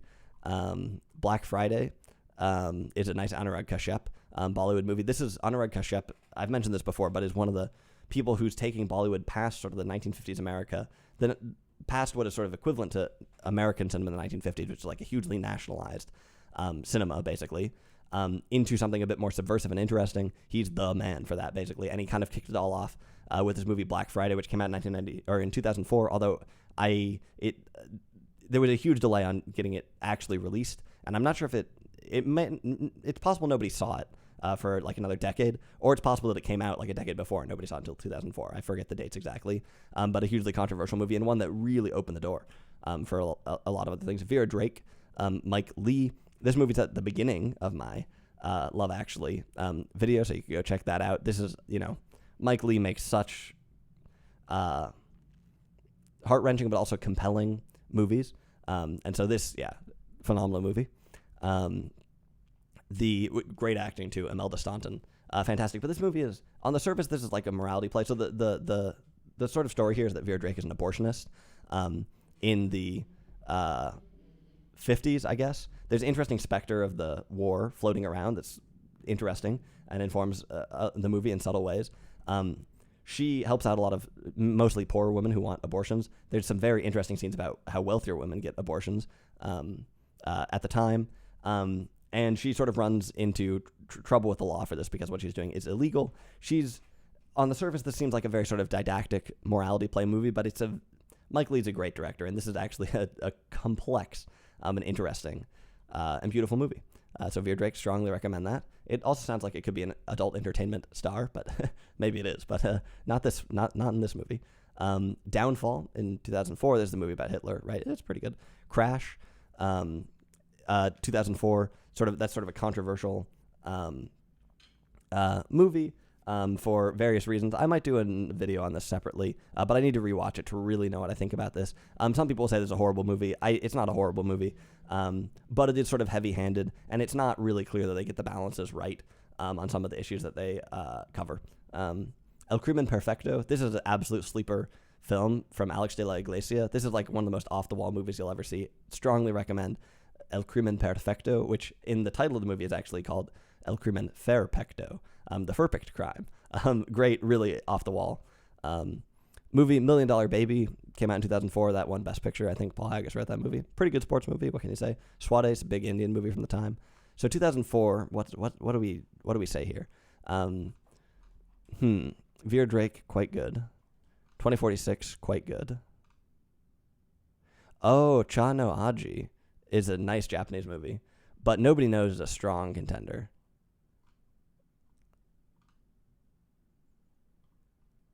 Yeah, Nobody Knows is going to be the best movie of 2004 for me. Hirokazu Koreeda, and that's not going to be his final entry. I think almost certainly he's going to take this a few more times. I think 2011 he's got it on lock. Whoa, did I skip a year here? I did. Okay.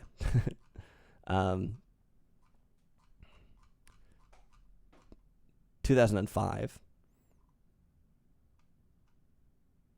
I haven't seen very many movies from 2005, but we've got Sin City, which I think is actually quite a good movie. Brokeback Mountain. So one thing to note, by the way, is that I just read Crash in the 2004 category, whereas Brokeback Mountain, which lost to win the Best Picture controversially, is in the 2005 thing. That's because Crash actually did come out in 2004, but it was not eligible for the for the Academy Awards for 2004 because it didn't meet some of the criteria. Like, I forget, I don't know which one it didn't meet, but you got to do certain things like play in Los Angeles for a certain number of weeks and such to be eligible, and it was not. But it was in 2005, hence it defeated Brokeback Mountain. 2005 also has My Father and My Son. This is a nice Turkish movie that's pretty sad. V for Vendetta. I've always thought this movie should really be called 5 for Vendetta because the V comes from the cell door that V is in, and that is the number 5, the Roman numeral 5. So he's been mispronouncing his own nickname incorrectly, and in fact, the movie is called 5 for Vendetta, my pet theory. Best movie of 2005 for me, Brokeback Mountain. Yeah, Sin City is pretty good, but Brokeback Mountain is great. Although, what is... Okay, whatever. 2006. It's funny, I don't remember all the movies I've seen. Voltaire is a great Pedro Almodovar movie. Rang de Basanti is a pretty good Bollywood movie. Another Bollywood movie, the first half of which is sort of romantic travelogue, and the second half of which is Terrorists. The Lives of Others came out in 2006. Great movie. Summer Palace came out in 2006. This is one of the few Chinese movies to talk about the Tiananmen Square incident. So it's fairly subversive, although if you compare this to like American movies from the 60s or something, it's like you would say, what? This is supposed to be a subversive movie. It doesn't seem like it at all. But there are some pretty deep undercurrents in this movie. And overall, I think Summer Palace is a pretty strong movie. Pan's Labyrinth came out in 2006. Really nice magical realism. You probably know all about this. Memories of Matsuko is like a live action anime basically that came out in 2006, which is pretty cool.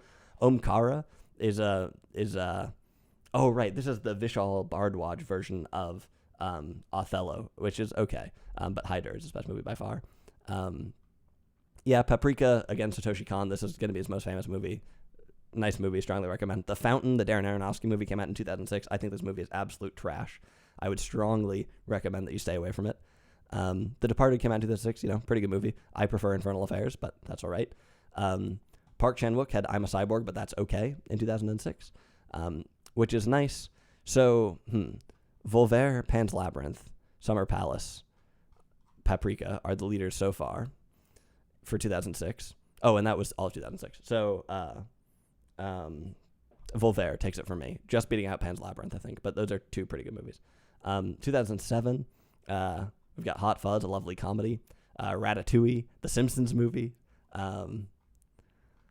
What else? 12 is a Nikita Mikhalkov movie. I mentioned Burnt by the Sun a while ago, which is a phenomenal movie. This movie is slightly worse, but it's sort of an adaptation of 12 Angry Men with some interesting twists. Like Stars on Earth is a pretty famous Amir Khan movie. In Bruges, I'm not a big fan of that at all. I don't like Martin McDonagh. Synecdoche, New York is a really nice Charlie Kaufman movie. I think this is one of his more substantive movies. I mean, Charlie Kaufman movies are always clever, but some of them are mostly just clever, and that's it. But with Synecdoche, New York, we get some really interesting ideas of disassociation, a really interesting portrayal of all the many lives going around along us and maybe losing touch with our own life in the face of all the ones that are happening around. Wall-E, Still Walking, Hirokazu Koreeda. The Dark Knight came out in 2008. Departures, phenomenal movie, came out in 2008. A guy plays a cellist, like an orchestra cellist, but decides to become like a ceremonial undertaker. Really beautiful movie. Frost Nixon is a pretty good movie. If you really like history, you should check out Frost Nixon. Love Exposure, wild movie. This is Sion Sono. This movie is, I think I've talked about this before, but this movie is like 75% garbage, like production quality horrible, just so trashy, basically. 75% trash. 10% like pretty clever. And what do I have left? 85.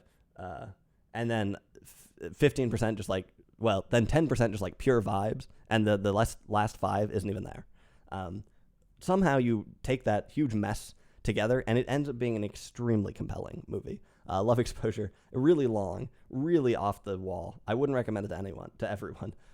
But somehow this movie comes together and to be a really compelling, an interesting movie that I am, generally speaking, a fan of. Great music, too, from Yura Tokoku, mostly.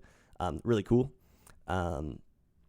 2008, we got a bunch of other... Oh, that was 2008. Okay, great. So, Slumdog Millionaire came out in 2008, too. So there's some big movies here, 2008. But for me, Departures and Still Walking are going to be the leaders, and Love Exposure. And I'm going to give it to Love Exposure, although only because Still Walking would have won it otherwise, but that would be Hirokazu Koreeda is coming back before too long. And I think Love Exposure is such a wild movie that it will always have a special place in my heart. So 2009, we've got City of Life and Death. This is a movie about the Nanking Massacre. Yeah. Up, big movie. Antichrist, a Lars von Trier film. I wouldn't totally recommend this one. I say he's very hit or miss. This one's sort of in the middle for me. District 9 was a movie that it makes me really happy. A movie where it's like, I feel like there are a lot of movies that seem to be constructed for the sake of CGI or something. And I don't want to seem like too much of a boomer complaining about this.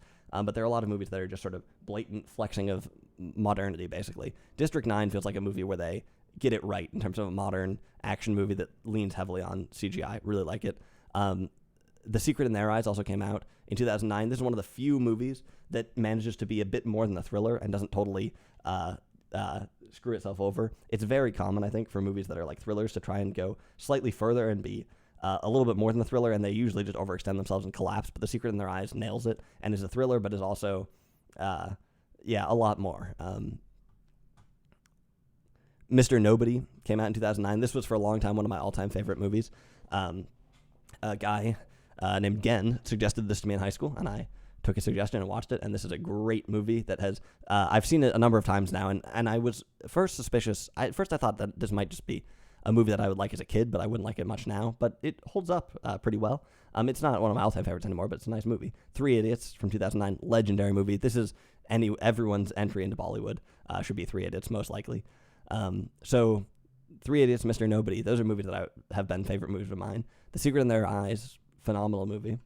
I think Mr. Nobody takes it from me for 2009. 2010, let's see here. I'm trying to skip over more in these sections. Whoa, wait a minute. Are there no good 2010 movies? Oh, okay, Incendie, Denis Villeneuve, who would direct Blade Runner 2049. This is a pretty good movie. It's actually pretty surprising to me, though. Shutter Island is from 2010. I wasn't a huge fan of that. This movie, LSD, Love, Sex, Aurdoka, is pretty good.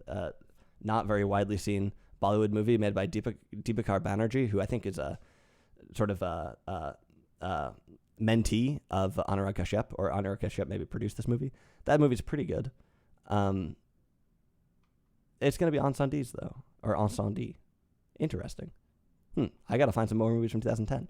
2011, we've got A Separation. This is an Asghar Farhadi movie. So this is a very different movement in Iranian cinema, where we're past the ontologically baffling movies and we're to the very serious sort of social realism movies. Melancholia, Lars von Trier movie. I like that movie, but again, sort of polarizing. The Skin I Live In is a Pedro Almodovar movie. This is a little bit more on the disturbing side of things, but really nice movie. Drive, I think, is kind of overrated, and I think people have seen since then that Nicholas Winding Refn is a bit of a one-trick pony. Once Upon a Time in Anatolia, well, here we enter one of the all-time greats, Nuri Bilge Ceylan. This is one of his first big movies. Not by any means his first movie, but one of his first really famous ones. Legendary Bollywood movie, Zindagi Na Milegi Dobara, came out in 2011. Nice movie, really well put together. Silent is a really powerful Korean movie from 2011, interesting sort of horror movie. About kids at, I think, a special needs school, basically. Antu Shab is one of the most joyful movies that's ever been made. That came out in 2011. That's probably going to take it for me. I challenge you to find a person who doesn't like that movie. So Antu Shab with Omar Sy. Favorite movie 2011. 2012. Oh, man, I can feel it. We're getting close here. 2012. Amour, the Mikhail Haneke movie. This has been a favorite movie of mine at times. I don't think I've only seen it once, though, which is a long time ago, so I need to watch it again. Jagden the Hunt is probably going to take 2012. This is also one of my favorite movies. This is an incredibly compelling movie. There's maybe one weak point when you might wonder why people actually trust their kids so much as they do in this movie. But other than that, this is, again, Thomas Vinterberg, who's had, like I said, uneven career. He started out with Dogma 95. This is more of a normal movie. Since then, he's had some trouble making decent movies. I'm not really sure why. I haven't seen any of his less acclaimed movies from recently. Although I think, actually, Another Year, or whatever it's called, I think came out this year, and I think people actually like this, so maybe he's back. Gangs of Wasseypur is another Anurag Kashyap movie, and this is really the Anurag Kashyap movie. Huge, really long movie that's sort of a Indian gangster film that, again, total 180 from sort of the traditional nationalist Bollywood, and a great movie. Frances Ha is a nice Noah Baumbach movie, but it has Greta Gerwig in it, right. Cloud Atlas, I think, is a pretty cool movie from the Wachowskis and Tom Tykwer, who directed Run Lola Run, which I skipped over way back in the 90s or whenever that came out. Yeah, so that's 2012, and this is going to be a tough choice for me here between Amour and The Hunt, but Jagden, The Hunt, takes it for me. Incredibly good movie, strongly recommend. 2013, we've got Before Midnight. I skipped over the second entry, but this is the last entry in this Richard Linklater, Ethan Hawke, Julie Delpy trilogy. Pretty good. Short Term 12 is an interesting movie because it has Brie Larson in it, back when she actually was an actress in good movies, since she's gone sort of over the dark side with all of her Marvel stuff or DC stuff or whatever. The Past, this is another Asghar Farhadi movie. pretty similar to A Separation. Nice movie. I haven't gotten around to seeing The Salesman, but I would really like to. Like Father, Like Son came out in 2013. That's the best movie of 2013 for me. Oh, wait a minute. The Great Beauty came out in 2013. Oh. Okay, well, I guess it's The Great Beauty because that's one of my all-time favorite movies. But let me just make sure there's nothing else really. No. Okay, thank goodness. Well, oh man. Okay, well, Like Father, Like Son. Watch my video about Love Actually. I talk in depth about Like Father, Like Son. One of the best movies I've seen in years. Phenomenal movie. At the same time, The Great Beauty is one of the movies that has moved me most in my life. Yeah, incredible movie from Paolo Sorrentino that is will convince you equally that The Great Beauty is a myth, impossible, that art is this elitist nonsense, and that The Great Beauty is real and that you cannot live without it and that it is missing from your life. A beautiful movie about art, maybe the best movie that I've seen about art, which is a pretty big claim because there's a lot of movies about that. But The Great Beauty, wow, what an incredible movie. And even if you don't buy into it on any of the hype about the intellectual ideas of the thing, the cinematography and the style of this movie is just sort of unparalleled, incredible. This I might do an entire video about this movie in part of this series about movies that have really profoundly shaken and affected me and shaped my life, because this has. But it takes a lot of thinking and a long time to figure out how to make those videos, because the movies that do so tend to be ludicrously complex. Okay, it's really dark now. Fortunately, you probably are not watching this for the video. But 2013's got to be The Great Beauty, but Like Father, Like Son is a close second. And there's other nice movies from this year, like 12 Years a Slave. Came out this year. Tangerines, it's a nice movie from the Balkans, or from Georgia, I guess. On to 2014. Boyhood came out in 2014. Is it a gimmick? Partly, but I think there's a lot there. Mr. Turner, beautifully shot movie there. That's a Mike Leigh movie. I can understand why it wasn't for everyone. Winter Sleep, like I said, NBC, Nuri Ceylon, one of the GOATs, and this is an incredible movie. It won the Palme d'Or that year. Mommy, the Xavier Dolan film, I think is probably going to take it for 2014. That's a phenomenal movie. But Birdman also came out in 2014. Like I said, here's Iñárritu really hitting it big. And Hyder came out in 2014, which is Vishal Bhardwaj's Bollywood adaptation of Hamlet that nails it. And I think is the best filmed version of Hamlet out there. Sorry, Laurence Olivier, but Hyder is great. Shahid Kapoor steals the show. Shahid Kapoor, not really a very good actor before this, but he does a great job in Hyder. PK also came out in 2004, the Rajkumar Hirani movie. A bit too preachy, I think, to be as good as Three Idiots, but pretty fun. I saw that movie in theaters, which was nice.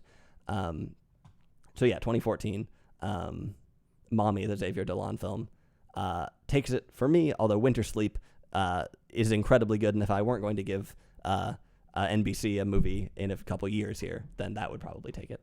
2015, Embrace of the Serpent is a pretty cool movie about some people exploring in South America that has spirituality and naturalism in a way that not many other movies do. Paolo Sorrentino, director of The Great Beauty, had another movie called Youth in 2015 that's pretty interesting. It's in English. It's not as good as The Great Beauty, but it's pretty interesting. Spotlight, great movie in 2015. Of course, my legendary Mistake in the Top 250 video about Spotlight, but you can go check that out if you want to hear my thoughts. Room, another movie from Brie Larson, when she actually was in good movies. The Revenant, right? So another back-to-back Iñárritu movie that's really great, or not another back-to-back, but a back-to-back. And that's 2015. So we've got The Revenant, The Room, Spotlight, Youth, Embrace of the Serpent. Huh. None of those actually really stands out to me, but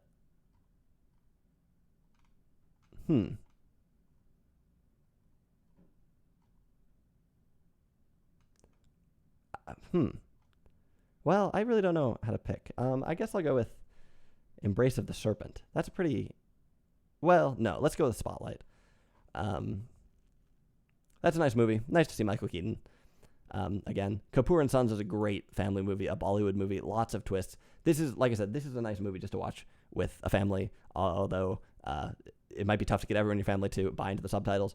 2016 also had The Handmaiden, though that's almost certainly going to win. But My Life as a Zucchini is another phenomenal movie. Park Chan-wook, I'm a huge fan of. I've seen all of his movies. The Handmaiden is a great, great movie. Park Chan-wook's movies tend to be pretty disturbing. This movie is actually rated NC-17, or it's not rated or whatever.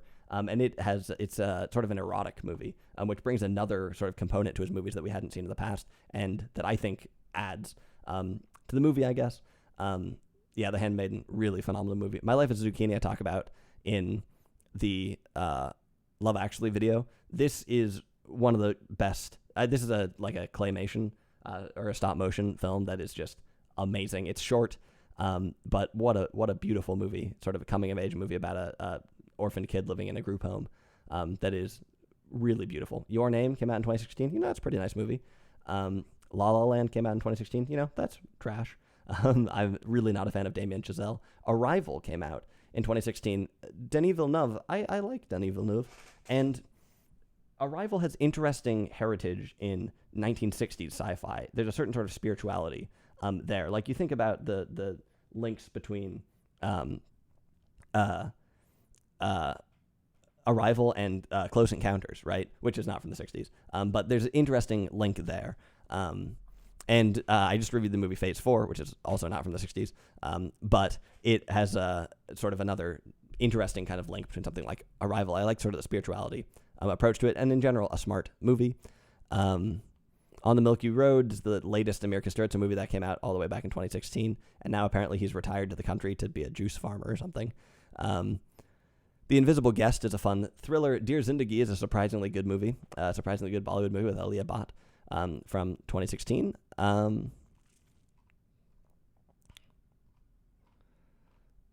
Let's see. The Handmaiden takes it for me, 2016. 2017, we have Lady Bird. This is a nice movie. I think Greta Gerwig is a visionary director. I think she has a lot of great details, and this is a really nice movie. It is kind of a movie for girls to some extent, but whatever. I enjoyed it. Three Billboards, I think, is a trash movie. Not actually a movie, but a television show. No complexity. I think I ranted about this on something, my top 250 video or something like that, but huge anti-fan of Three Billboards again. I don't like Martin McDonagh, and who the heck thought that having the guy who made In Bruges come to America, he's not American, come to America and make a movie about race in the heartland would be a good idea? Nobody. People really credit Frances McDormand as being great in this movie, but her character is completely one-dimensional. Sam Rockwell, people think that he has an interesting character arc in this movie, but what movie did they watch? This is like the most basic sort of arc imaginable or something. This movie is just heavy-handed fantasy. It's not progressive, in my opinion, to these fantasies, basically, where we have some issues of race or class or something like that, and then someone comes in and saves the day or something like that. That's a fantasy, and it's not a productive one. There's also just so many parts of this movie that just make no sense, like Woody Harrelson's character, quoting Oscar Wilde and such. Just, I do not like this movie at all. 2017, this is Blade Runner 2049. I think that's not very good. Basically a much more heavy-handed version of Blade Runner. Now, I may do a whole video about Blade Runner at some point. I will say the one thing that's interesting about Blade Runner 2049 is that in some ways, part of the story of Blade Runner is the production history. It's edits, right? All of the changes that went through, all of the different versions, the recuts and things, and the battle to get it made and such. Well, in some ways, that story is actually strengthened by having it have a sequel that's sort of facile and heavy-handed, right? That's kind of the ultimate evolution of Blade Runner. For Blade Runner itself to be replicated in a more watered-down, more easily to reproduce and palatable version, right? So in some ways, the movie actually strengthens the original, but not because it's good, because it's bad. That said, I like Denis Villeneuve, and I think that there are some decent parts to this movie. It's really just heavy-handed. Then the final third, once Harrison Ford shows up, to me, kind of dragged as a movie. The best movie of 2017 probably is going to be, according to Rotten Tomatoes, the best movie of all time, which is Paddington 2. This is a banger of a movie. What can I say? I talk about it more in my Love Actually video. Phantom Thread, though, is a nice movie from 2017. Sort of a subtle movie about art and masculinity and how they have long intersected. But yeah, Paddington 2 takes it. 2018, we're getting close. Hereditary came out in 2018. I talk about this in my Love Actually. This, to me, is a hugely overrated movie. I saw a bunch of reviews saying that it was like a next level horror movie that did things nobody else had done so far, and it was really innovative. It isn't, but it's been seen by more people than sort of the average interesting horror movie or something. And so a lot of people who don't know much about horror movies, I think, have seen it and thought something like that and have written those sorts of reviews. But this movie is a mess, really. It seems like it was supposed to be much longer, got completely edited down. It just gets totally wrapped up in really mainstream granite countertop politics and such that are just not interesting to me. So not a big fan. Annihilation is interesting. That's a movie that has an identity crisis, doesn't know what it wants to be. If it wants to be an action movie, it wants to be some sort of progressive Ghostbusters 2. If it wants to be a thriller, and it doesn't really end up being any of those things. If it wants to be spiritual, doesn't really come together. Shoplifters, the Hirokazu Koreeda movie from 2018, in my opinion, the better version, the more subtle version, the Japanese version of Parasite. But the movie of 2018 almost certainly is going to be The Wild Pear Tree, Nuri Bilge Ceylan. This is one of the greatest movies ever made, in my opinion. This is an extremely dense and complex movie, and I wouldn't really recommend it to most people, but I think it is one of the greatest movies ever made. It's about a kid who has graduated from college and is trying to figure out what to do with his life in Turkey, and it is an insanely mature movie about figuring out your life. Incredible movie, very slowly paced. Very deliberate, but man, one of the greatest movies of all time. I think The Wild Pear Tree. And I think if I can find the time to watch it again, I think I would love to do another just full video about it, because this movie has so much depth, and so many different angles, and just a scalding realism to it that resonates really deeply in terms of the idealism. And, there's simple stories here about people know the ideas about, like, oh, you're in college, you're a dreamer, and then you have to settle for things in real life or something like that. And this movie is in some ways along similar lines, but it is just, so much more, an order of magnitude more compelling and interesting than the average movie. Brilliant movie. And like I said, Nuri Bilge Ceylan, one of the greatest. Roma also came out in 2018. Roma is sort of a return to the classic, to sort of modern cinema, like of the 60s. And it has some nice moments. And whatnot. It has some interesting symbolic things. But the reality is that the people who were making movies like this in the 60s had a lot more practice and were better at it. And if you want a movie like this, you should just go watch movies like Fellini's Roma, for instance, from 1974 or whatever that we talked about earlier. Or maybe I mentioned it, I can't remember. But at least it's interesting to see there that the Netflix of the world are sort of interested in financing highbrow movies too. And it's not a bad movie. Cuarón to me has been only a shadow of Iñárritu, but this is an okay movie. Suspiria also came out in 2018. The sequel got a lot of hate, but I actually think the sequel's pretty good. It just does pretty different things from the original. I really resonate with a lot of the sort of vibes of the new Suspiria. The idea of somebody coming into a new, like a lot of the storylines.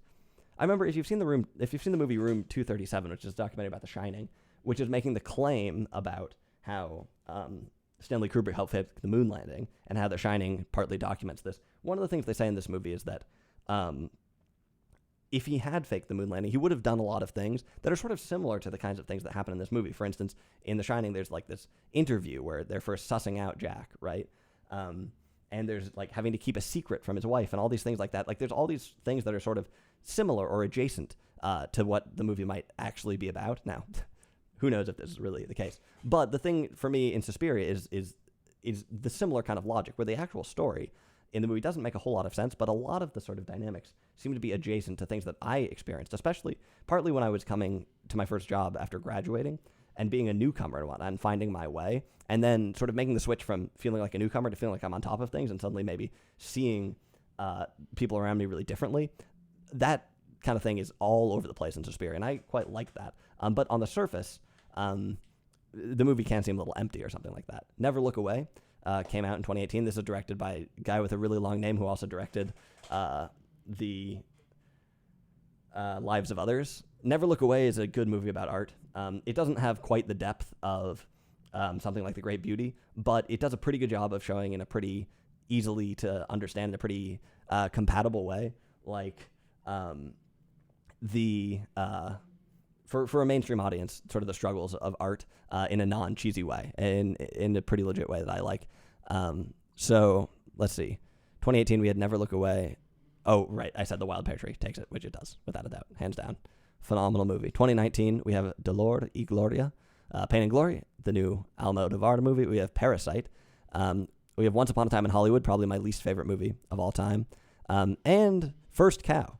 Oh, wait, have I not seen any movies from 2020? Oh, I guess not. So I guess we won't be covering 2020 in this video, because I have not seen any movies from 2020 or 2021, because I've been living under a rock, / there's been a global pandemic, / I tend to wait a little bit until new things. I tend not to jump in. I see a few things in theaters, but in general, wait until the jury is out to some extent on movies and then pick them up. And my watch list has 1,000 movies on it, so I'm a bit hesitant to add all the new slate of things, but that's pretty funny. Nonetheless, we got to finish up 2019 here. What takes it? Dolor y Gloria, Parasite, or, I mean, like I said, I hate Once Upon a Time in Hollywood, one of my least favorite movies of all time. First Cow came out in 2019. That's a surprisingly good movie, but I wouldn't recommend it to everyone. So it's really between Parasite and Pain and Glory. That's a tough one. I mean, obviously Parasite, I think in general, people would have a better impression of that. Like I said, I kind of prefer Shoplifters, which is a very similar movie, but much more subtle. But Parasite is nice. So I guess I'll give it to that. So that is my favorite movie from every year, 1926 to 2019. Obviously the idea here is just that it might give you some thoughts about movies to watch, and hopefully I wasn't just skipping through reading a big list of movies, but was actually able to offer something that was kind of fun for me. But as you can see, it's dark now, and I should turn some lights on, eat some dinner, and maybe go watch a movie.